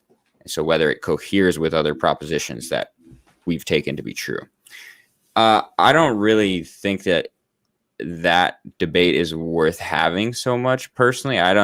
To me, I like a deflationist or a deflationary conception of truth, which says truth, the idea of truth is something that we, a social species, evolved to communicate that we agree with a proposition. So if I say that this is true, it's just the same as me stating it. If I say X is true, it's just me saying X, basically, or that I affirm X. And we evolved this sort of thing because we're a social species and we need to communicate and need to be able to express our ideas to one another. There's no single property that you can pick out that will explain why true things are true and false things are not true. I mean, that's my take on it. the epistemological stuff is also interesting, but I think it's quite different in terms of when we talk about other ways of knowing, right? Whether is the scientific method the only way of knowing? First of all, I'm not so sure there is one scientific method. There are many ways that scientists can come up with their ideas and arrive at, theories, models, right? And plus you have the fact that all data, you can take any set of data and that alone will never determine for you which theory or model best explains that data. You always have to go beyond the data itself. So there's always this kind of element of abstraction involved in scientific thinking. And there's no, sort of 10 commandments given set of guidelines as to how we're supposed to go about deciding which theories are better than others.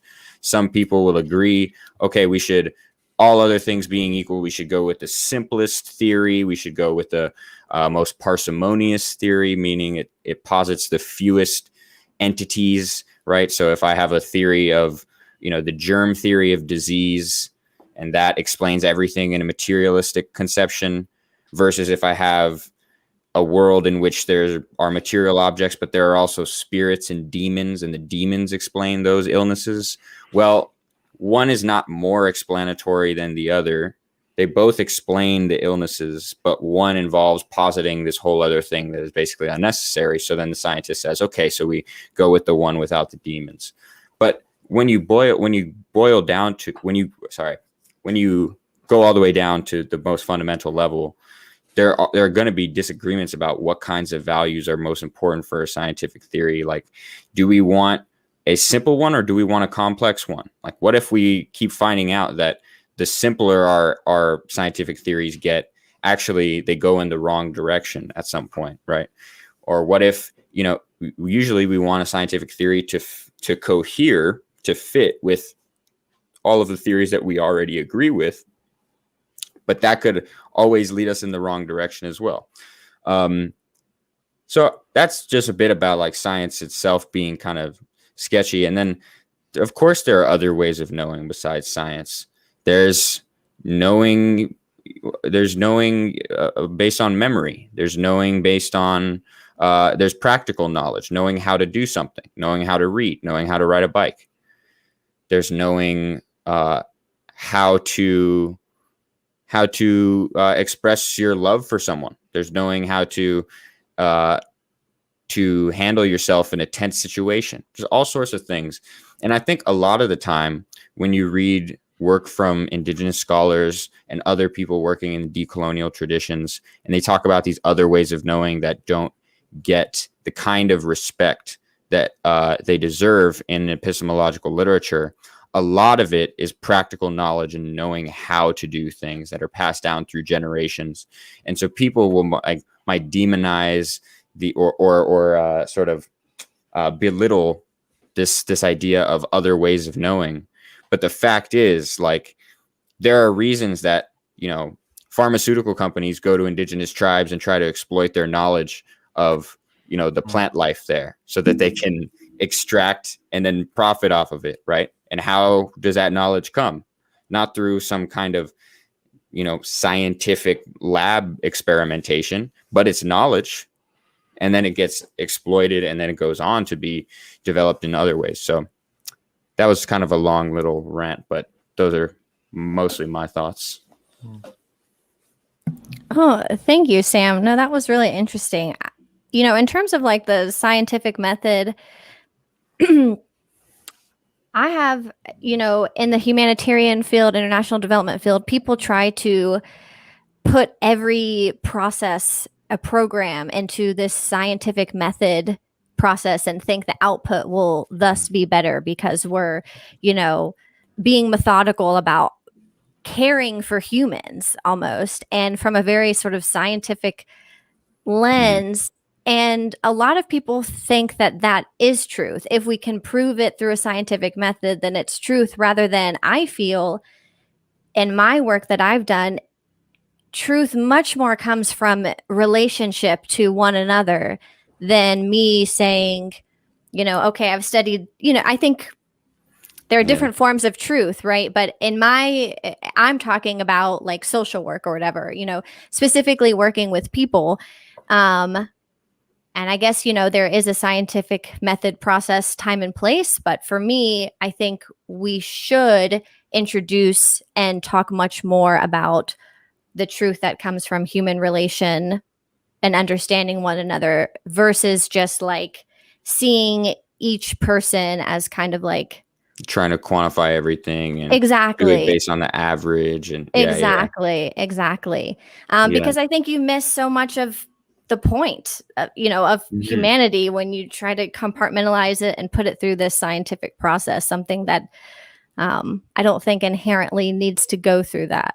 Like there are valuable there are things for which that kind of method is valuable, and there are times in which it's just sort of out of place. And that doesn't mean that you can't employ like any kind of scientific thinking when it comes to thinking about how you should interact with specific people. You could just apply it in a very different way. So I mean, maybe you apply it on an individual level and you say, okay, well, with this new person, I'm going to try out this method of interacting with them, and if based on the evidence that I get from how that goes, then I'm going to decide whether to recalibrate or not, right? And so you can have a kind of like scientific, really more just like somewhat critical, empirical method of evaluating, the input and output that you're working with, but it's not the same as like assigning a value to everything and then, doing some kind of statistical analysis and aggregating all the data, coming up with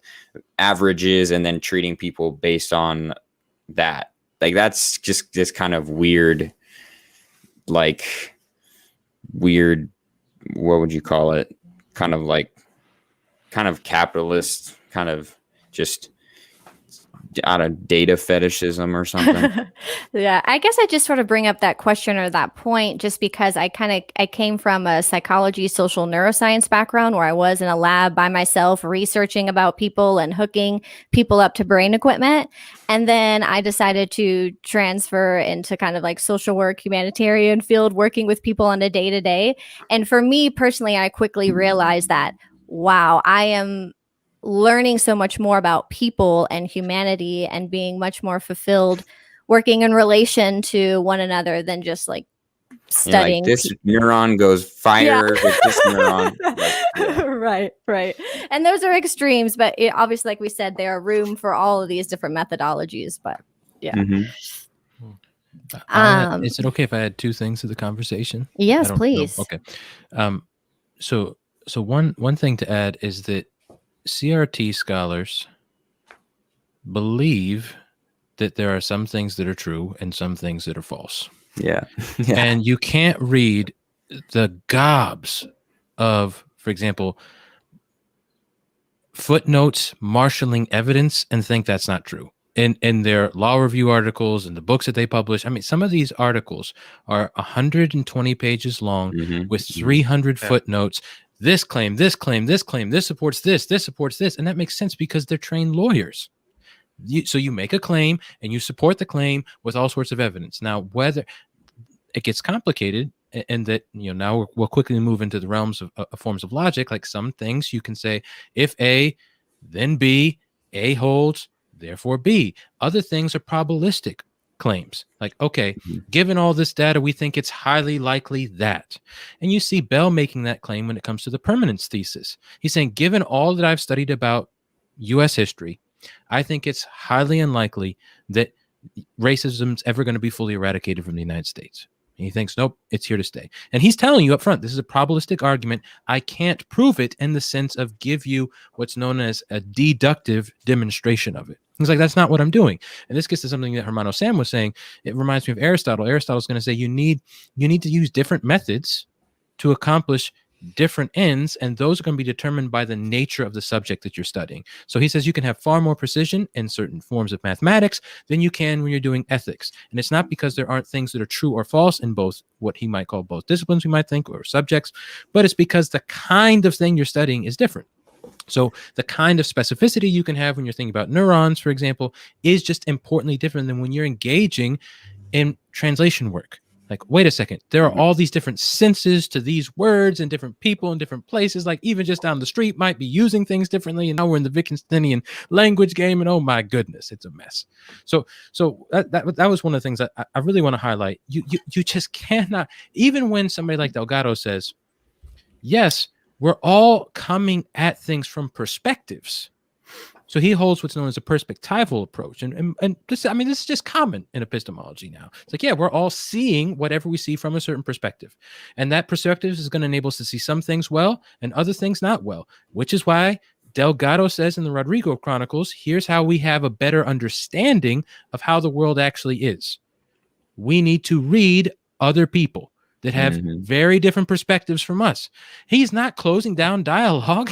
He's, in fact, championing the need to have it, because he says, since we're all limited in our perspectives, we need to hear from one another. That gets right back to our discussion about mutual reciprocity. I need you, you need me. What are you seeing? What am I seeing? And then the last thing I wanted to say is it's important that we situate discussions of knowledge acquisition within what we might think of as a broader Enlightenment project.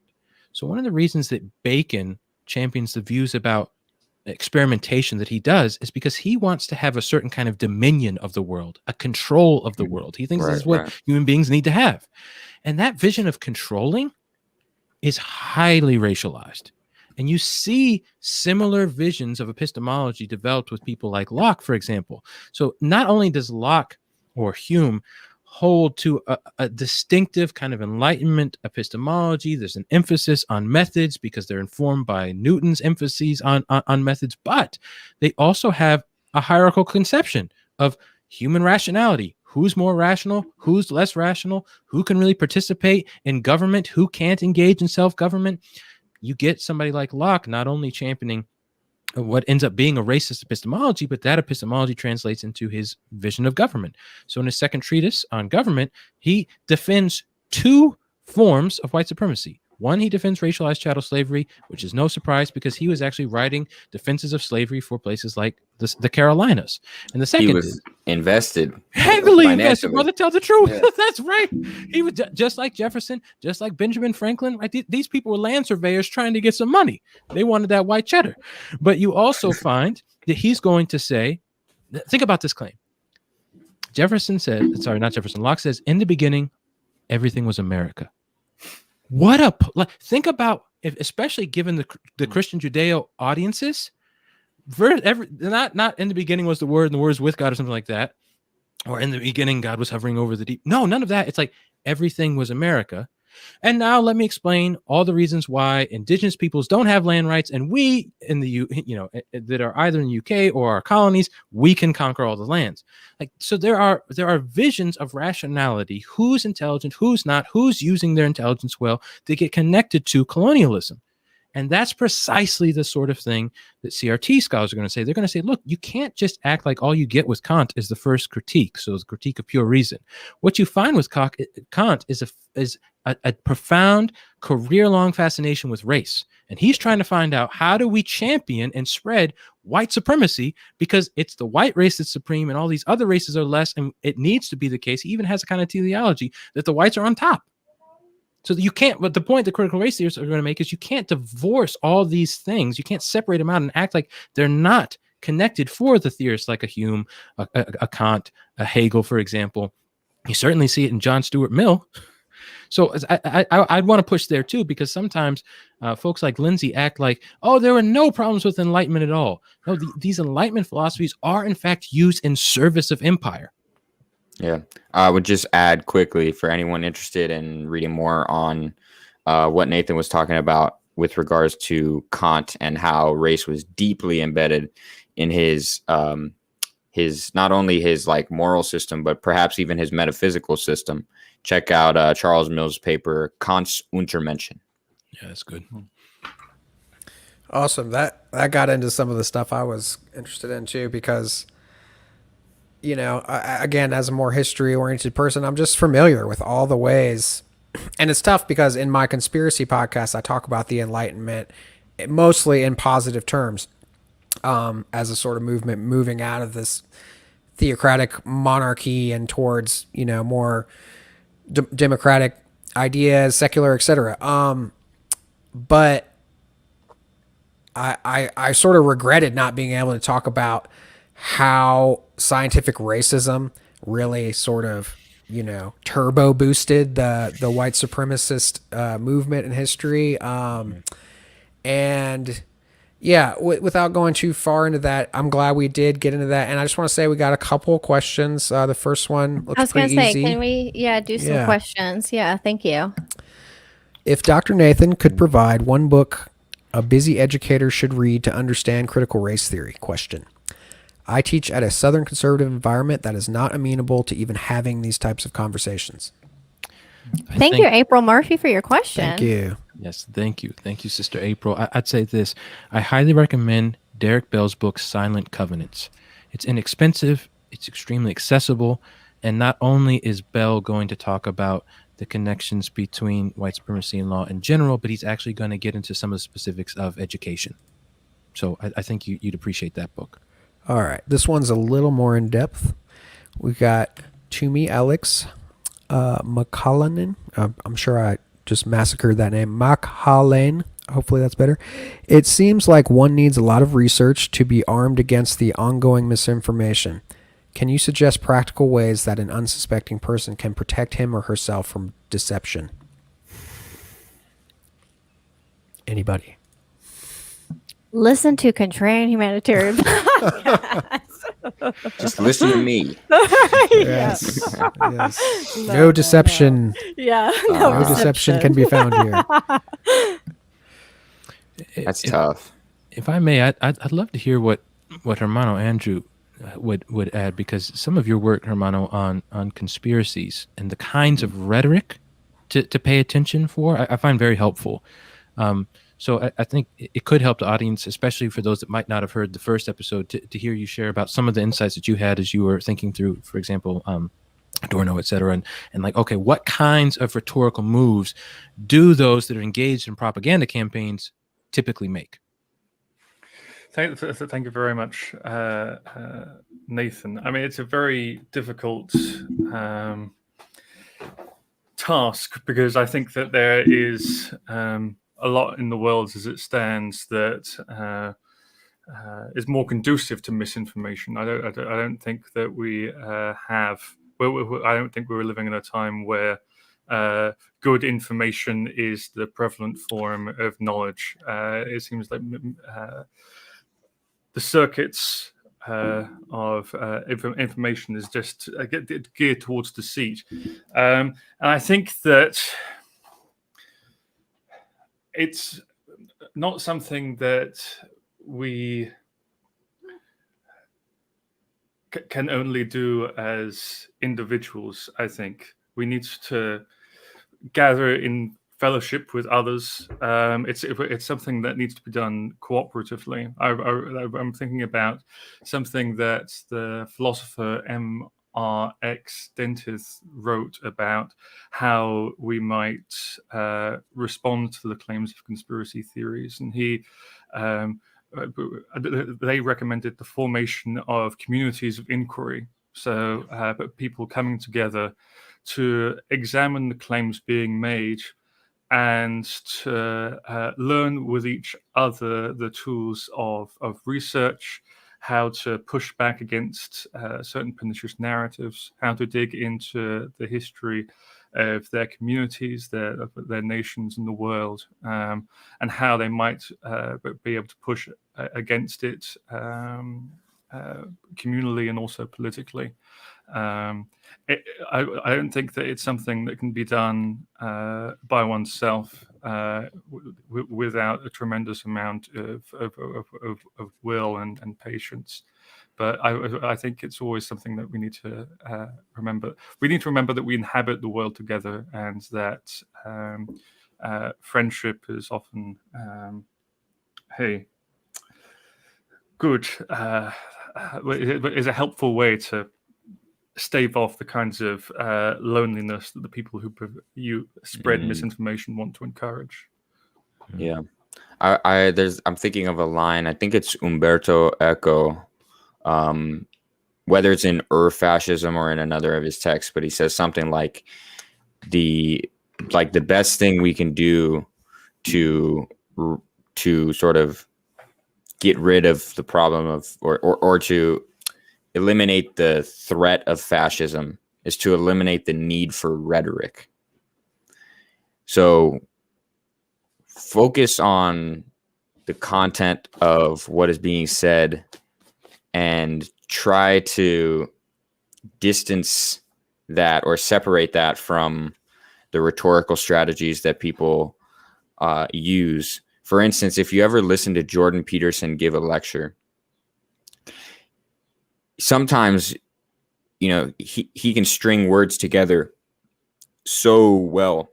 Can you give us an impression, like an example? Oh God, I wasn't even thinking of doing that. I swear. Do it. He'll say something like, you know, at the top of all possible dominance hierarchies, the lobster will have the same neurochemical imbalances as the depressed person, and so that history it's embedded in our DNA. You know, lobsters are older than trees, man. So, you know, just, you know, you give a lobster antidepressants and it'll stand back up. That was not anything that was an example of something that would have sounded convincing, right?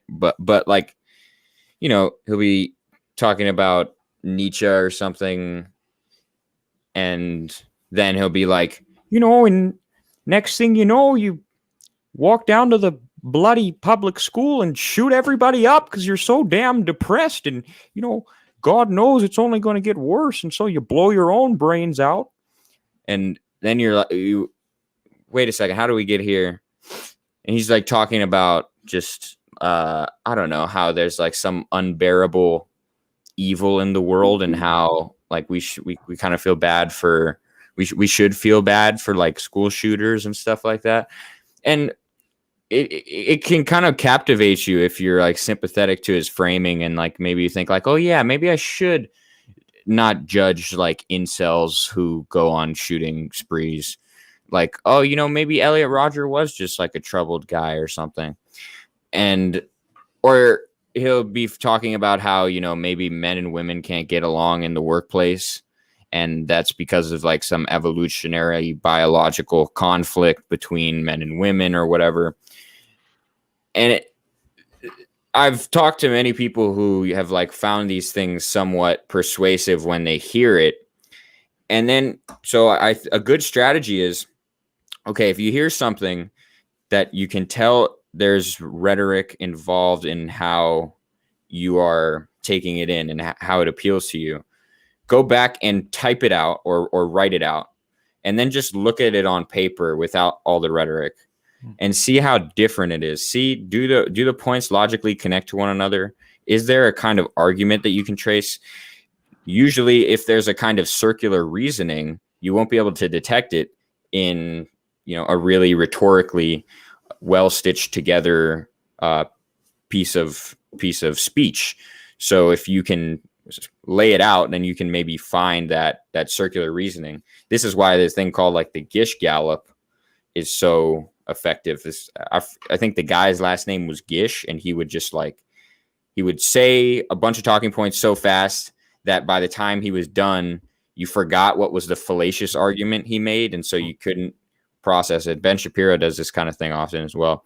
But a good resource for people who looking to see how they might do that is check out the guys at Decoding the Gurus, their podcast. They've done episodes on James Lindsay, Jordan Peterson, and others, and they do exactly this. So they like pause, take out, you know, Eric Weinstein. This guy has just like such a soothing voice on the ears, and he's just saying absolute nonsense. When you break it down for yourself, you can finally see it. You'll listen to like an hour of them saying nonsensical things, but unless you break it down into bite-sized chunks, it's hard to tell. The only thing I'd add is my emphasis on something that Andrew stressed, and that is doing what in Spanish we would call work in conjunto, doing it together, doing it in comunidad, doing it in community. So one of one of the gifts / hardships that comes with being multiracialized is I've had to navigate very different racialized cultural spaces, linguistic spaces. And you get to see the good, bad, and the ugly in completely different communities. But it makes it so that you can't become too adjusted to one, because then you're finding yourself in another and you're like, whoa, hold on. You all are saying things and doing things that are not only different, but that are going to challenge the things that are being said and done in a different location. So I think to underscore Andrew's point, we're social beings, we're social creatures. We need to be thinking and living together. And it's one of the reasons why I think you frequently find in Platonic dialogues, Socrates is looking for people who can talk together about things, and they're working through hard things. And sometimes you get to a point where you're like, I don't know. This is a hard task, and you know what? We just don't know enough yet. But it's a very different thing to do that by yourself than to do it in community. And I'd stress, especially if there are Christians listening, one of the most important things you can do is listen to sisters and brothers from across the church. So don't only listen to those that are, going to be racialized, white, upper middle class in the United States. Ask yourself, okay, what are people saying in Puerto Rico? What are they saying in Cuba? What are they saying in Ecuador? What are they saying in South Africa? What are they saying in Ethiopia? What are they saying in the Orthodox tradition, Russian or Greek? What are they saying in Roman Catholic circles? Okay, what is this difference between the Dominicans and the Jesuits, for example, et cetera, et cetera? And one of the great things is, as you listen to these range of voices, you will come to increased levels of understanding, because we are perspectival. You'll get to see and hear things that you couldn't have seen or heard if you didn't reach out to a range of voices. And of course, you don't have to be a Christian to do that, but I want to make sure I note that as a specific thing that Christians should be doing, because as Hermana and Aaron were saying, so often instead of seeing that it's a gift to be able to hear from others, often in the United States, we're encouraged through various modes of education that we have to see ourselves as isolated people who are superior to these others, and let's just find, as it were, our equivalent to a kind of hero / papal authority, and this is the one person I listen to, and that'll be the end of it. Thank you, everybody. I just want to add to that too, because it's something I sort of was thinking about before, but to add to this community conversation, doing work in community, one thing I was thinking about earlier is that in, humanitarian spaces, international development spaces, one thing I would really encourage everybody to do is to, if you're interested in a certain community or place or whatever, to go there without any particular mission other than to be a person and learning from that context, those people.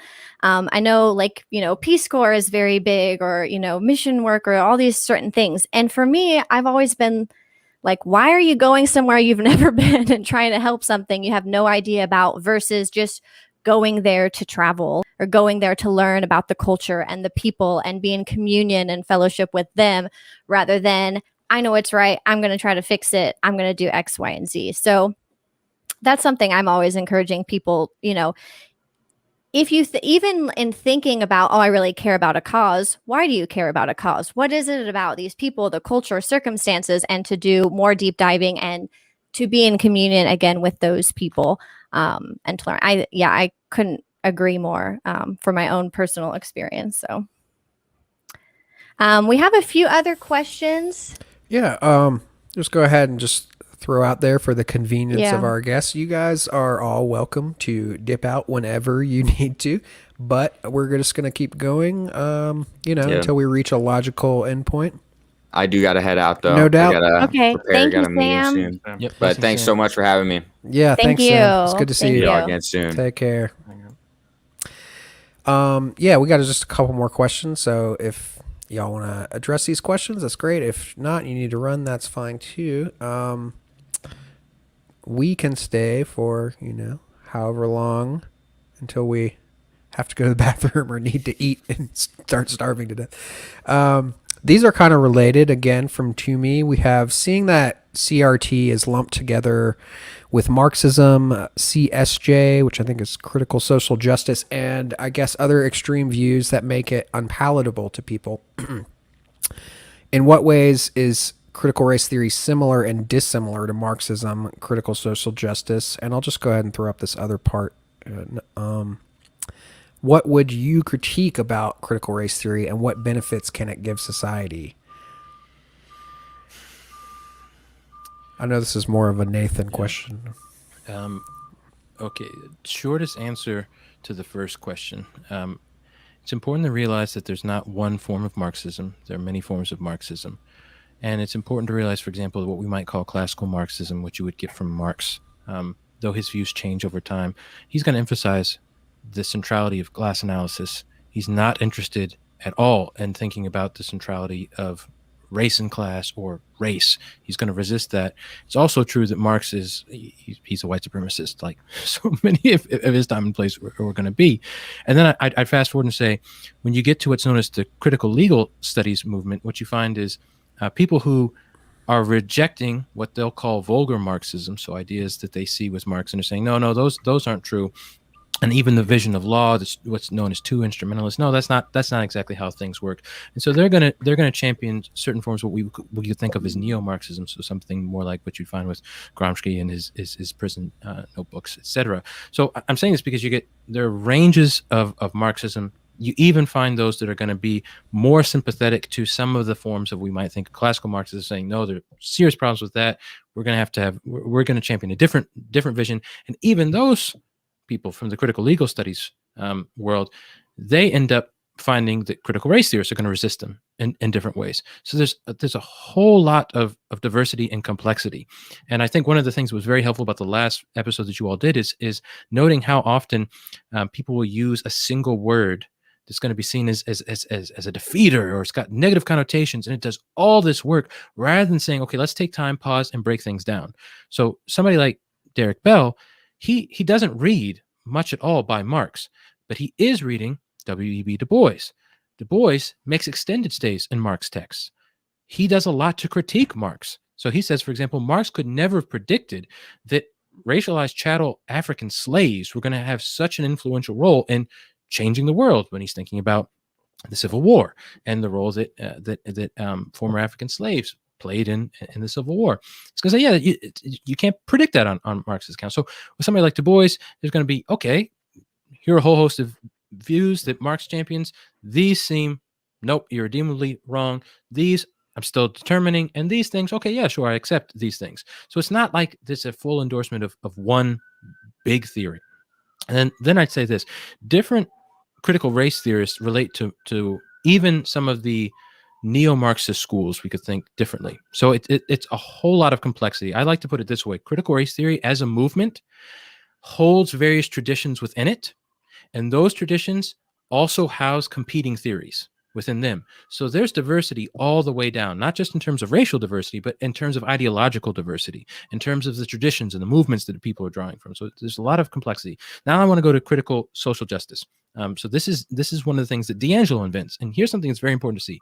D'Angelo intentionally creates this as her own thing. So D'Angelo is not a critical race theorist. This is one of the most basic points that critical race theorists consistently would endorse. She doesn't claim to be. Sorry, just to throw out D'Angelo, Robin D'Angelo is the author of White Fragility, for anybody not familiar. Thank you, brother. Number one bestseller last year. That's right. But she is pretty clear in multiple introductions to what she's doing with CSJ that it's her own idea about social justice. And if you read White Fragility, for example, the only critical race theorist that she quotes is like that's a CRT proper is Cheryl Harris with her idea about property and whiteness. But then D'Angelo pretty much does her own thing, having quoted Harris with that idea. So she's not trying to say, let's keep working out Cheryl Harris's idea to understand what she means by property and whiteness. And then, for instance, she mentions Kimberly Crenshaw as the one that invents the phrase intersectionality, but then doesn't even quote Crenshaw. She just moves on to an activist that uses some of the intersectional ideas that you get with Crenshaw, and then she moves on. The only other person you find in White Fragility, which is, again, it's an example of where you're going to see her doing CSJ, that she mentions as a CRT or an education. And there, it's again, one quotation and done. So all the rest of the people that she cites, they're not critical race theorists. So she doesn't see herself as a critical race theorist. She doesn't see herself working in the traditions of critical race theory. She's not trying to work from the canons of critical race theory. She's doing her own work. And some of what she says is, in fact, incompatible with certain ideas from critical race theorists. So this is my last point. Founding critical race theorists like Charles Lawrence III or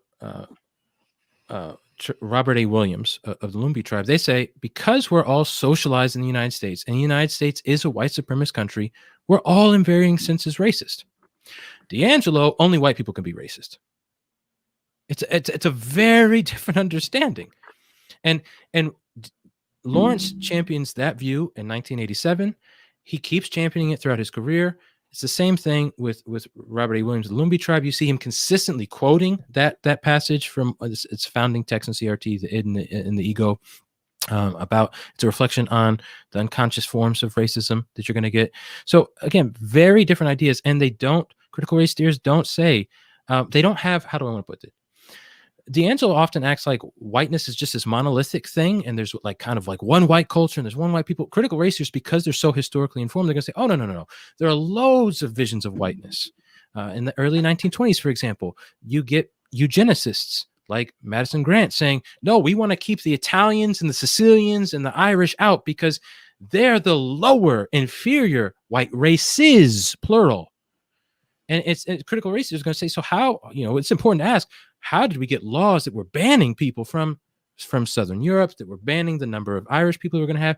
Though they say these are inferior white races, they still see them as white. So what's going on with the visions of whiteness at this particular time? And then they're going to ask, how did the visions change so that you get an emphasis not on Anglo-Saxon white supremacy, which is what you find in the 19th century and the early 20th century, but then there ends up being in the popular discourse this embrace of the idea of Caucasian, which is supposed to be a kind of like catch-all term. And so critical race is going to say, wait a second, why is it that Caucasian ends up being an important legal concept, an important social concept that's supposed to lump in white peoples together? So they're paying a lot of attention to difference. And last point, whereas D'Angelo doesn't pay attention, for example, to various different racialized white cultures, Gary Peller, who's a founding CRT scholar, who's also a racialized white male, he says, look, critical race theorists know there's no one white culture.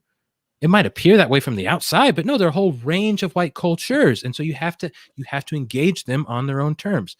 So again, lots of diversity, not the idea that only white people could be racist.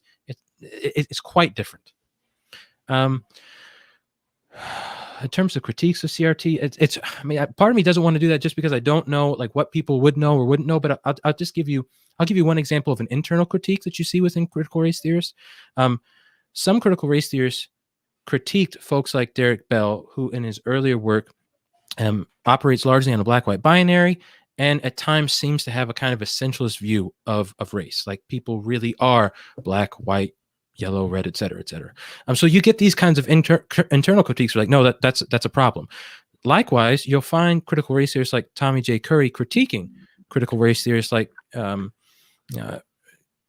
Kimberly Crenshaw. Sorry, y'all, brain fart of some kind. Where Curry's going to say the visions of patriarchy that Crenshaw champions in her accounts of intersectionality are not only false, but they're drawing heavily from racist accounts in feminist literature. And so he's going to say this is one of the reasons why Crenshaw has at various times not done enough justice to the distinctive, ubiquitous forms of racial oppression that black males experience. So you get internal debates within CRT. And so this is one of the reasons, yes, I would critique the black-white binary. Yes, I critique some of what's going on with Crenshaw's accounts of intersectionality, but I'm actually doing that by drawing on other CRTers. And then in terms of benefits, I would stress this: the attention to history that I found in CRT, I think, is one of the best things. And I keep thinking of Hermano Mikey because I know that you love history too. Critical race theorists are deeply committed to historical investigation, and they're going to say you can't understand, for example, what's racist or what's not, what kind of outcomes are in fact examples of racism. Just because you get disparate outcomes, it doesn't mean that there's racism. That's something that Charles Lawrence III says. They said you have to pay attention to the histories to understand the social meanings and the social context so that you could determine if any instance of a racialized disparity, for example, is an outcome of racism, is an outcome of systemic white supremacy or not. So I think that kind of attention to history is very important. But as you all mentioned last episode, history is a highly politicized area of study. And so we see this with the 1776 projects versus the 1619 projects. So though I'm encouraging people to turn to critical race theory to get a deeper reflection on history, I will let you know that this is going to be contentious stuff, because as we remember ourselves, we will see ourselves as better or worse and have different ideas about what we would need to do to reform ourselves. That was a very in-depth answer. Thank you very much. Maybe we could bring Andrew in just for one moment since he didn't get to say too much. I know Andrew knows basically nothing about critical race theory from our last episode, but he does know a lot about critical theory and definitely Marxism. And I've listened to some of your podcasts around theory, around the Zero Books series, Andrew, and I remember you talking about neo-Marxism specifically. In general, Marxism is so much more incredibly broad at this point in history than I think a lot of people realize or give it credit for. But also you mentioned neo-Marxism itself is almost pointless term. Like if you just said somebody's a neo-Marxist and you didn't know who they were or what they believed, it wouldn't really give you much of an idea of what that actually was. Would you agree with that? Indeed, and I think that when it comes to the forms of Marxism that were kind of drawn on by the early CRT scholars such as Gramsci, he has a very particular reception history within the United States at that particular time. He was sort of presented as someone who had this open Marxism that could be used to resist the much more dogmatic and closed Marxism of the Soviet Union, of the Communist Party of the United States of America, and that he had some more insights about how the cultures we inhabit are shaped by political and legal relationships known as hegemony. So a number of different American Marxists took him up in the 60s and 70s, but there are also a whole host of other Marxist traditions in the US that have largely been submerged through what Charisse Burden-Stelly calls intellectual McCarthyism. So, for instance, a lot of the communists, a lot of the black communist activists that were involved in the civil rights movement, for example, and were involved in the 30s and the 60s, and also in the new communist movement in the 20th century, are sort of wiped out of history because it's inconvenient for the American national mythology of the civil rights movement, which is kind of drawn on by the anti-CRT people today, saying that civil rights was largely just that line from I Have a Dream. And it really denudes the kind of radical character and the radical coalitional character of this movement, and how it was linked to real American communists that overlooked. But yeah, I mean, I think there is when it comes to different kinds of Marxism, there's always that joke that if you get 4 Marxists in a room, they'll go off and start 4 different journals with different theoretical tendencies. And I mean, if you're ever involved in left Twitter, there are these debates that rage on for days about these kind of doctrinal disputes. So it's always amusing when we have another round of the culture war and the right. Sorry, my cat is just going through all of my notes. And the right tries to suggest that the Marxists are about to take over, and I'm like, we can't even agree about this interpretation of Marx. So I don't think it's going to be a long time before we're even close to seizing power in any Western nation. And of course, there are enormous differences between the socialist projects and communist parties and different autonomous and anarchist groups around the world that have their own histories and own struggles and their own histories of struggling against fascism and the far right.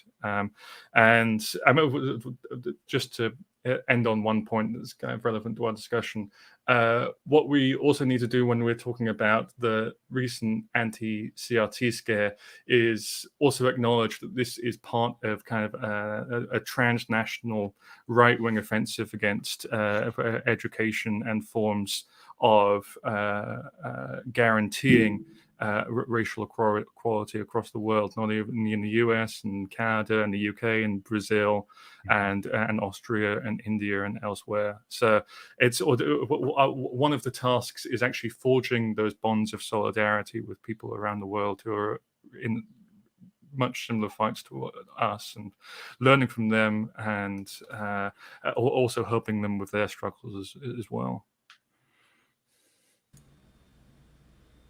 Thank you, Andrew. I think that helped explain things a little more. We, I think, are coming to the end. There is a question here. It was somewhat answered in the beginning, but maybe we can flesh it out just a little more and wrap up here. It's from Brandon Vargas. Bernardo. Bernardo. Bernardo. My bad, Bernardo. I'm really bad with this, obviously. But Bernardo, if you watch the beginning of the episode, you might have some of these questions answered. We did talk a little bit about this. Too bad we don't have Sam on to talk about critical philosophy of race and Charles Mills, because I think that is kind of what this question is getting at. But maybe you could just address this a little, Nathan. Sure. So I'll say two things. The critical philosophy and race was in fact intentionally designed to be an alternative to CRT. And it was supposed to be more internationalist, for example. And this is one of the things that Tommy J. Curry critiques it because it doesn't, at least in its beginnings, it's not as internationalist as it's supposed to be. And he's saying, no, in fact, CRTers are getting more of these things right that you're giving them credit to, et cetera, et cetera. So I know for some of the audience, it might be really overwhelming to hear that there's this acronym CSJ, and then there's another one, critical philosophy of race, and that's different than CRT, which is critical race theory. It gets very much to Armando Andrew's point, like once you start studying these academic movements and disciplines, you find there needs to make a lot of distinctions, because there are different literatures, different methods, different traditions, different reception histories, etc. And the truth is, this is the sort of thing that some of us academics love, because we're like, hooray, the details. But it also gets to a point that you all made, again, I think it was the last episode, which is one of the reasons why it's very hard when you're trying to establish accurate presentations of your neighbors to compete with soundbite approaches that just say Marxism, that's the end. When we're sitting here, and I love Hermano Andrew's like, well, I mean, you get four Marxists together and there are four different visions of Marx. Exactly. That's right. In fact, that's what we typically see all over the place in human relationships. But then I noticed there's a specific question about Latino studies. So I'll say this. One of the debates within CRT is whether or not something that's known as Lat-Crit, so Latino critical race theory, is part of CRT proper, or if it's a derivative branch. Different CRT scholars have different views. So Richard Delgado says, yeah, this is CRT proper. And Kimberly Crenshaw says, we're not sure if it is. So those are two founders. They have different views. Crenshaw doesn't really do much work at all in Lat-Crit. Richard Delgado does. Within the Lat-Crit world, I think some of the, you get lots of questions about how do we think about white supremacy in terms of the laws that help to promote U.S. imperialism. That's going to be a huge focus in a way that's not going to be a focus in somebody like Bell's work. He's not paying as much attention to how U.S. law is played out and plays a role in maintaining white supremacy against, for example, people in Puerto Rico or in the Philippines or in Hawaii or in El Salvador or Nicaragua, etc. But that is going to be a focus in Lat-Crit studies. I'd also say this, the Lat-Crit folks had a number of annual conferences where they said, okay, one of the things we need to do is resist the vision of Latinos and Latinas as a monolith. So we need to recognize that the questions that Mexicanos are asking are not the same questions that Mexicanas are not the same questions that Chicanos and Chicanos are asking. Then those are not the same questions that people from Cuba are asking, because if you're from Cuba, you step foot on U.S. soil, boom, you got sanctuary. If you're a Mexicano or Mexicana and you cross the border and you step foot on U.S. soil, you can find yourself quickly deported. So very different relationships. And people in Puerto Rico, they have a kind of U.S. citizenship, but they have taxation without representation. They can't vote on a president. They can't vote on the vice president. They can't vote on any senators or representatives, right? So and they have this committee that's supposed to oversee the island's finances, and they have pretty much zero representation, significant representation on that. And all of this in the country that said we got to get rid of the King George because we can't have taxation without representation. This is how it works. So Lat-Crit folks are going to say we need to pay attention to all these different communities and the histories that are going to be connected to it. And I had mentioned at the start, but I'll mention it now. I think one of the best books to get that's by a Lat-Crit scholar is Inventing Latinos. Laura E. Gomez, she's a professor at UCLA, and what I was calling a second-generation CRTer. So she's not a founder, but she's one that's drawing pretty heavily on work by folks like Delgado and Ian Haney Lopez to think through how U.S. law has shaped the racialization processes of Latinos and Latinas. And final thing I'll say about that is she pays close attention in her work to the ways in which Latinos and Latinas pursue whiteness as they're trying to assimilate into the United States. And so you can't study Latina texts in Lat-Crit studies without seeing them say, like, why is it that many Latinos and Latinas are trying to grasp the legal category of whiteness? And why is it that some, for example, Afro-Latinos and Latinas or Asian Latinos and Latinas, they can't do it? And so you find modes of bifurcating the Latina communities to say, like, well, we're not like them. We're actually really close to white, et cetera, et cetera.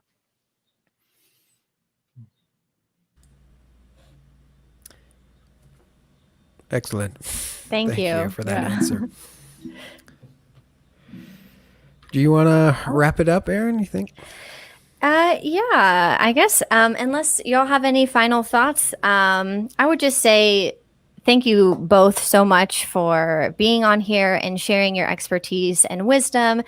And I guess I'll just sort of conclude and wrap up by, again, talking about this community aspect and being in relation with one another, and simultaneously understanding that you could have 4 Marxists in a room or you could have 4 CRT scholars in a room, and we all have different opinions. And I've been reading James Baldwin for the first time recently, and I've totally become, very in love with this work.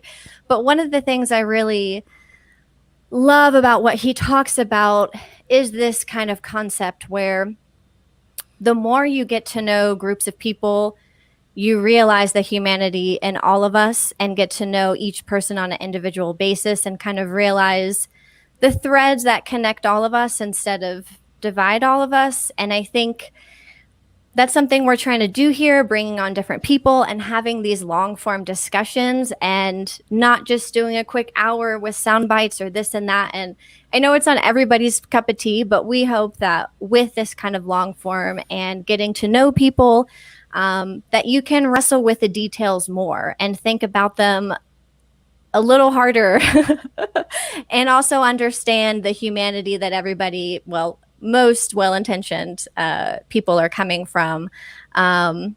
Maybe that's kind of, I don't know how clear that was, but yeah, just to say thank you all for being on here. And now we're getting woo. Okay. And yes, for being in communion or in fellowship with us today. And I hope everybody's learned something, and hopefully we can have y'all back again. It'd be great. It was joy to talk with you all and to think with you all. And I'm going to be laughing about if there are 4 Marxists for a while. No, ever so occasionally they can start one journal, but I love it. Yes. Yeah. Journals are the route to revolution. So yes, thank you for having me back, and Nathan, thank you for sharing your knowledge today. It was really wonderful to hear you speak. Thank you. Yeah, I really enjoyed this episode. It exceeded my expectations. Also was slightly less stressful than last week, even though we had a little bit of technical difficulties. We got them ironed out. Just in conclusion, I think, taking it back to the beginning, critical race theory can be helpful in international conversations about these subjects and not just about American culture. Critical race theory has a strong critique of liberalism, at least insofar as it is implemented. I think the ideas are more appreciated in liberalism. There's often this idea they're trying to destroy liberal society. I don't think that's true. I think what mostly they're trying to do is extend liberal principles to all people, which is a struggle that's been going on for quite some time. And I think that's pretty much it. Sorry, I just had one last thing. This morning on Facebook, I got a memory that like 12 years ago, I posted this Proverbs quote, and I thought it was very interesting because I'm no longer a Christian, but we were having Nathan on today, and I thought, wow, this is really interesting. And the quote was something that really resonates with me today and what I would like to end on. It's a Proverbs quote, and it says something like, "It is better to eat a crusty piece of bread in peace than to be in a feast with conflict."